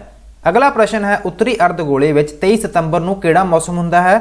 ਜਦੋਂ ਆਪਾਂ ਨਾਰਥਰਨ ਹੈਮੀਸਫੇਅਰ ਦੀ ਗੱਲ ਕਰਦੇ ਹਾਂ, ਉੱਤਰੀ ਅਰਧਗੋਲੇ ਵਿੱਚ 23 ਸਤੰਬਰ ਨੂੰ ਪਤਝੜ ਜਿਹੜੀ ਰੁੱਤ ਹੈਗੀ ਜੀ ਉਹ ਵੇਖਣ ਨੂੰ ਮਿਲਦੀ ਹੈ। ਤੇ ਦੱਖਣੀ ਅਰਧਗੋਲੇ ਵਿੱਚ 23 ਸਤੰਬਰ ਨੂੰ ਕਿਹੜਾ ਮੌਸਮ ਹੁੰਦਾ ਹੈ? ਉਹਦੇ ਬਿਲਕੁਲ ਆਪੋਜ਼ਿਟ ਮੌਸਮ ਹੋਊਗਾ ਜੀ। ਸੋ ਦੱਖਣੀ ਅਰਧਗੋਲੇ ਵਿੱਚ ਉਸ ਦਿਨ ਬਸੰਤ ਰੁੱਤ ਹੁੰਦੀ ਹੈ ਜਦੋਂ ਆਪਾਂ 23 ਸਤੰਬਰ ਦੀ ਗੱਲ ਕਰਦੇ ਹਾਂ। ਅੱਗੇ ਆ ਗਿਆ ਜੀ ਦੈਨਿਕ ਗਤੀ ਤੇ ਵਾਰਸ਼ਿਕ ਗਤੀ ਵਿੱਚ ਅੰਤਰ ਕੀ ਹੈ?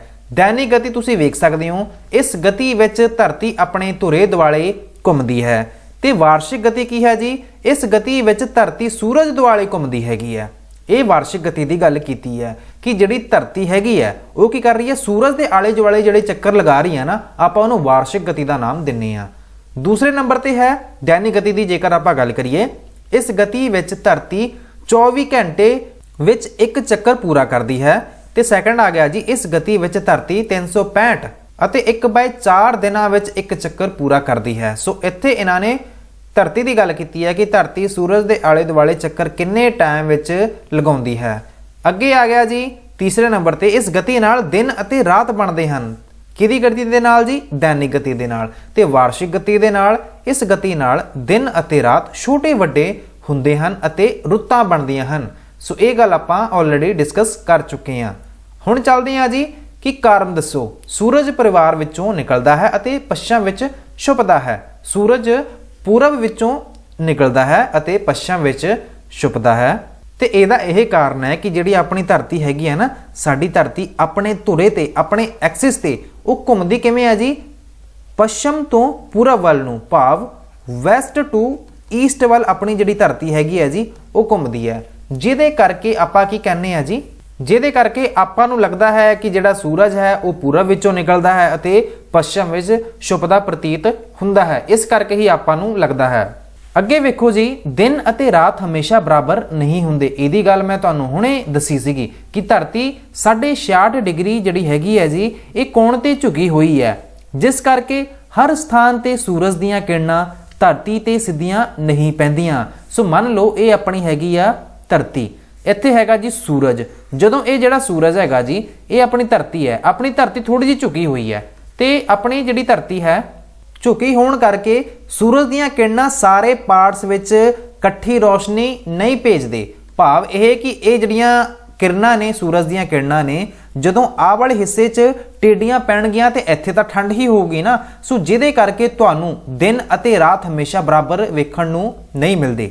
ਉੱਤਰੀ ਧਰੁਵ ਸੂਰਜ ਵੱਲ ਝੁਕਿਆ ਹੋਇਆ ਅਤੇ ਦੱਖਣੀ ਧਰੁਵ ਸੂਰਜ ਤੋਂ ਪਰਾਂ ਦਿਖਾਈ ਦਿੰਦਾ ਹੈ, ਇਸ ਲਈ ਦਿਨ ਅਤੇ ਰਾਤ ਬਰਾਬਰ ਨਹੀਂ ਹੁੰਦੇ। ਭਾਵ ਕਿ ਇਹੋ ਜਿਹਾ ਇੱਕ ਸਮਾਂ ਜ਼ਰੂਰ ਆਉਂਦਾ ਹੈ ਕਿ ਜਦੋਂ ਇਹ ਸੂਰਜ ਹੈਗਾ ਜੀ ਇਹੋ ਜਿਹਾ ਕੋਈ ਹਿੱਸਾ ਜ਼ਰੂਰ ਹੁੰਦਾ ਹੈ ਜਿੱਥੇ ਸੂਰਜ ਜ਼ਿਆਦਾ ਸਮਾਂ ਤੱਕ ਚਮਕਦਾ ਹੈ ਤੇ ਕੁਝ ਹਿੱਸਾ ਇਹੋ ਜਿਹਾ ਹੁੰਦਾ ਹੈ ਜਿੱਥੇ ਸੂਰਜ ਦੀਆਂ ਕਿਰਨਾਂ ਟੇਢੀਆਂ ਜਾਂਦੀਆਂ ਨੇ, ਜਿਹਦੇ ਕਰਕੇ ਦਿਨ ਅਤੇ ਰਾਤ ਹਮੇਸ਼ਾ ਬਰਾਬਰ ਨਹੀਂ ਹੁੰਦੇ। ਅੱਗੇ ਪ੍ਰਸ਼ਨ ਵੇਖੋ, 21 ਜੂਨ ਨੂੰ ਦੱਖਣੀ ਧਰੁਵ ਤੇ ਲਗਾਤਾਰ ਹਨੇਰਾ ਹੁੰਦਾ ਹੈ, ਕਿਉਂ? 21 ਜੂਨ ਨੂੰ ਉੱਤਰੀ ਧਰੁਵ ਸੂਰਜ ਵੱਲ ਝੁਕਿਆ ਹੁੰਦਾ ਹੈ। ਸੋ ਇਹ ਗੱਲ ਬਿਲਕੁਲ ਠੀਕ ਹੈ ਜੀ। 21 ਜੂਨ ਨੂੰ ਇਹਨਾਂ ਨੇ ਦੱਖਣੀ ਧਰੁਵ ਦੀ ਗੱਲ ਕੀਤੀ ਹੈ ਤੇ ਆਪਾਂ ਹੁਣੇ ਡਿਸਕਸ ਕਰਕੇ ਹਟੇ ਹਾਂ ਕਿ 21 ਜੂਨ ਨੂੰ ਉੱਤਰੀ ਧਰੁਵ ਤੇ ਤਾਂ ਫਿਰ ਹਮੇਸ਼ਾ ਰੋਸ਼ਨੀ ਰਹਿੰਦੀ ਹੈ, ਬਟ ਦੱਖਣੀ ਧਰੁਵ ਤੇ ਲਗਾਤਾਰ ਹਨੇਰਾ ਰਹਿੰਦਾ ਹੈ, ਕਿਉਂਕਿ 21 ਜੂਨ ਨੂੰ ਉੱਤਰੀ ਧਰੁਵ ਵੱਲ ਸੂਰਜ ਝੁਕਿਆ ਹੁੰਦਾ ਹੈ। ਠੀਕ ਹੈ ਜੀ। ਸੋ ਸੂਰਜ ਦੀਆਂ ਕਿਰਨਾਂ ਦੱਖਣੀ ਧਰੁਵ ਤੱਕ ਨਹੀਂ ਪਹੁੰਚਦੀਆਂ, ਇਸ ਲਈ ਦੱਖਣੀ ਧਰੁਵ ਤੇ ਲਗਾਤਾਰ ਹਨੇਰਾ ਹੁੰਦਾ ਹੈ। ਇੱਕ ਮੈਂ ਡਾਇਗਰਾਮ ਬਣਾ ਕੇ ਵਿਖਾ ਦਿੰਨਾ। ਇਹ ਕੀ ਹੈ ਜੀ? ਇਹ ਹੈਗੇ ਜੀ ਆਪਣਾ ਸਨ ਹੈ ਜੀ, ਇਹ ਹੈਗੀ ਹੈ ਜੀ ਆਪਣੀ ਧਰਤੀ, ਇਹ ਹੈਗੀ ਹੈ ਜੀ ਆਪਣੀ ਧਰਤੀ। ਸੋ ਮੰਨ ਲਓ ਇਹ ਹੈਗੀ ਹੈ ਜੀ ਪੋਜੀਸ਼ਨ, ਇਹ ਪੋਜੀਸ਼ਨ ਹੋਣ ਕਰਕੇ ਆ ਮੰਨ ਲਓ ਸੂਰਜ ਦੀਆਂ ਕਿਰਨਾਂ ਕੀ ਕਹਿ ਪੈ ਰਹੀਆਂ ਜੀ ਆਹ ਵਾਲੇ ਹਿੱਸੇ ਵਿੱਚ ਜਿੱਥੇ ਕਰਕ ਰੇਖਾ ਹੈਗੀ ਆ ਤੇ ਮਕਰ ਰੇਖਾ ਥੱਲੇ ਹੈ, ਆ ਹੈਗੀ ਹੈ ਜੀ ਭਮੱਧ ਰੇਖਾ। ਆਹ ਵਾਲੇ ਹਿੱਸੇ ਵਿੱਚ ਨਾ ਵੀ ਜਿਹੜੀਆਂ ਸੂਰਜ ਦੀਆਂ ਕਿਰਨਾਂ ਨੇ ਇਹ ਪੈ ਰਹੀਆਂ ਨੇ ਜੀ ਸਿੱਧੀਆਂ ਤੇ ਇਹ ਵਾਲੇ ਹਿੱਸੇ 'ਚ ਤਾਂ ਟੇਢੀਆਂ ਪੈ ਰਹੀਆਂ ਨੇ। ਸੋ ਕਿਤੇ ਨਾ ਕਿਤੇ ਜਿਹਦੇ ਕਰਕੇ ਆਹ ਵਾਲੇ ਹਿੱਸੇ ਵਿੱਚ ਹਨੇਰਾ ਹੋਊਗਾ ਤੇ ਆਹ ਵਾਲੇ ਹਿੱਸੇ ਵਿੱਚ ਜ਼ਿਆਦਾ ਰੋਸ਼ਨੀ ਰਹਿਣੀ ਆ ਜ਼ਿਆਦਾ ਸਮਾਂ ਤੱਕ, ਤੇ ਇਹੀ ਪ੍ਰਸ਼ਨ ਵਿੱਚ ਪੁੱਛਿਆ ਜਾ ਰਿਹਾ।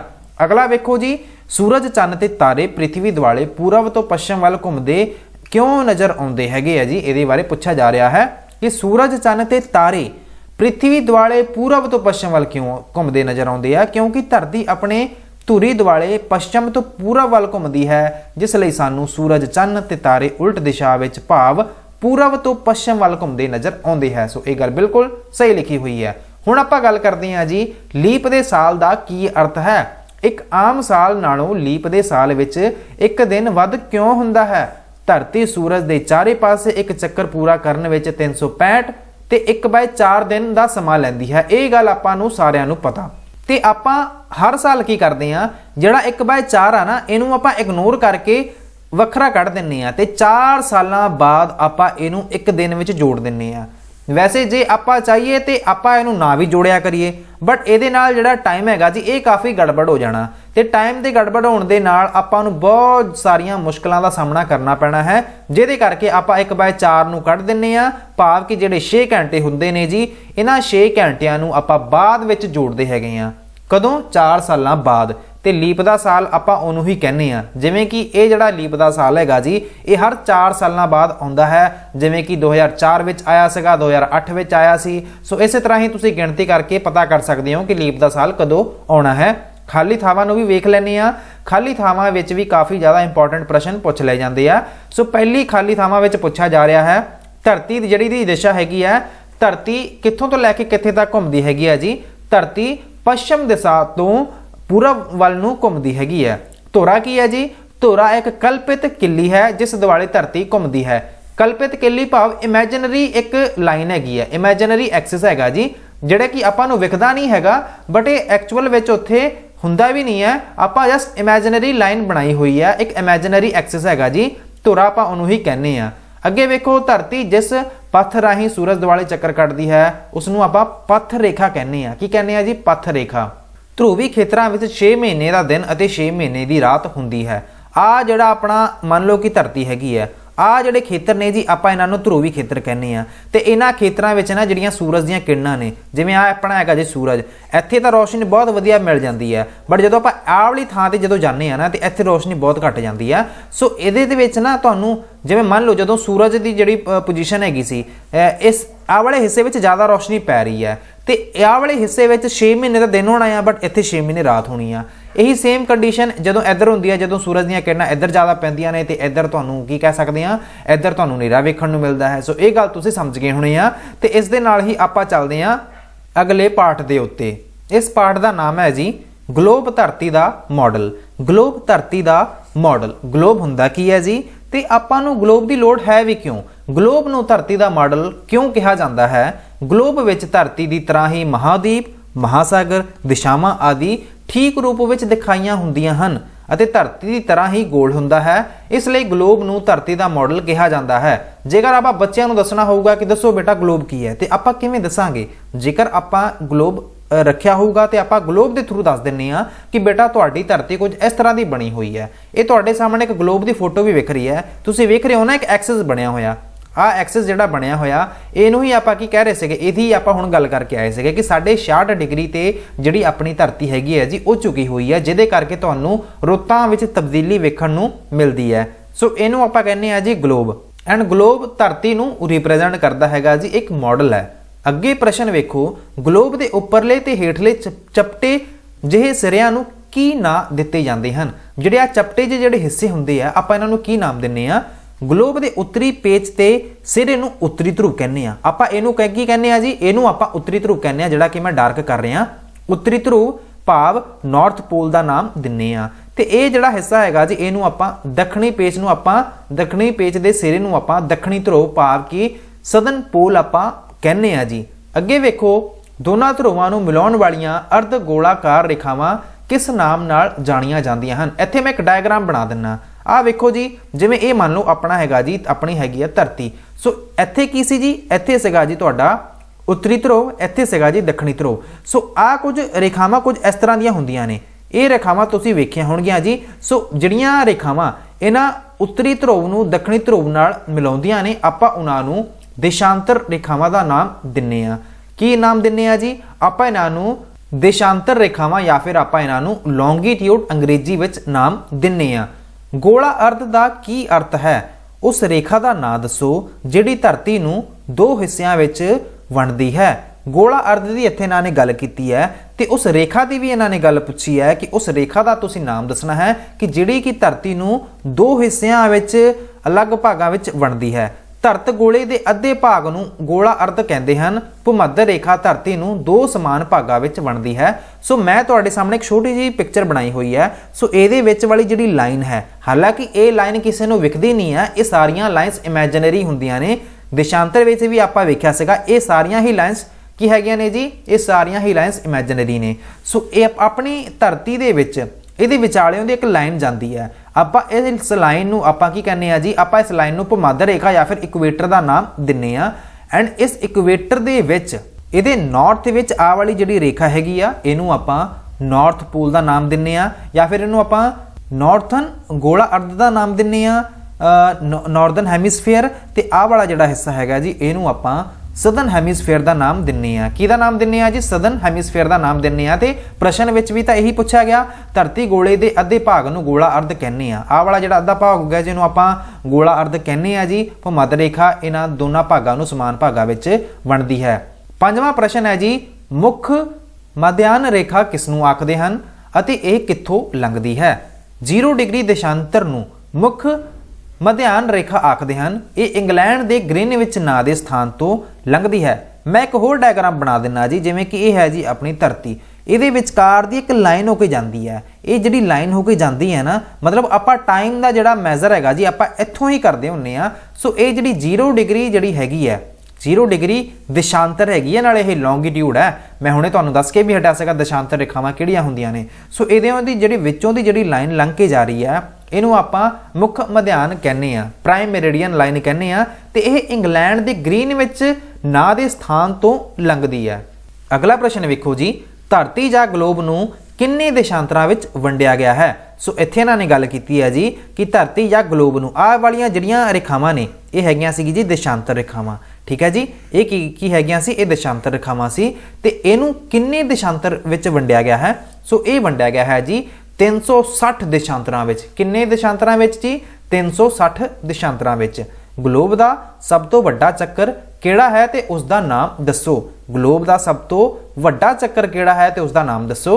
0 ਡਿਗਰੀ ਅਕਸ਼ਾਂਸ਼ ਦਾ ਜਿਹੜਾ ਚੱਕਰ ਹੈ ਉਹ ਗਲੋਬ ਦਾ ਸਭ ਤੋਂ ਵੱਡਾ ਚੱਕਰ ਹੈ ਤੇ ਇਸ ਨੂੰ ਆਪਾਂ ਭੂਮੱਧ ਰੇਖਾ ਦਾ ਨਾਮ ਦਿੰਨੇ ਆ। ਕੀ ਨਾਮ ਦਿੰਨੇ ਆ ਜੀ? ਆਪਾਂ ਇਸ ਨੂੰ ਭੂਮੱਧ ਰੇਖਾ ਦਾ ਨਾਮ ਦਿੰਨੇ ਆ। ਜਿਵੇਂ ਕਿ ਇਹ ਆਪਣਾ ਹੈਗਾ ਜੀ ਮੰਨ ਲਓ ਧਰਤੀ ਜਾਂ ਫਿਰ ਗਲੋਬ, ਇਹਦੇ ਵਿੱਚ ਵਾਲੀ ਆਹ ਵਾਲੀ ਜਿਹੜੀ ਭੂਮੱਧ ਰੇਖਾ ਦੀ ਜਿਹੜੀ ਲਾਈਨ ਹੈਗੀ ਆ, ਇਹ ਸਭ ਤੋਂ ਵੱਡਾ ਚੱਕਰ ਹੈਗਾ ਜੀ। ਸਭ ਤੋਂ ਵੱਡਾ ਚੱਕਰ ਭਾਵ ਇਕੁਏਟਰ ਹੈ ਜਿਹੜਾ, ਇਹਨੂੰ ਆਪਾਂ ਕੀ ਕਹਿੰਦੇ ਆ ਜੀ? ਸਭ ਤੋਂ ਵੱਡਾ ਚੱਕਰ ਹੈ, ਇਹਨੂੰ ਆਪਾਂ ਭੂਮੱਧ ਰੇਖਾ ਦਾ ਨਾਮ ਦਿੰਨੇ ਆ।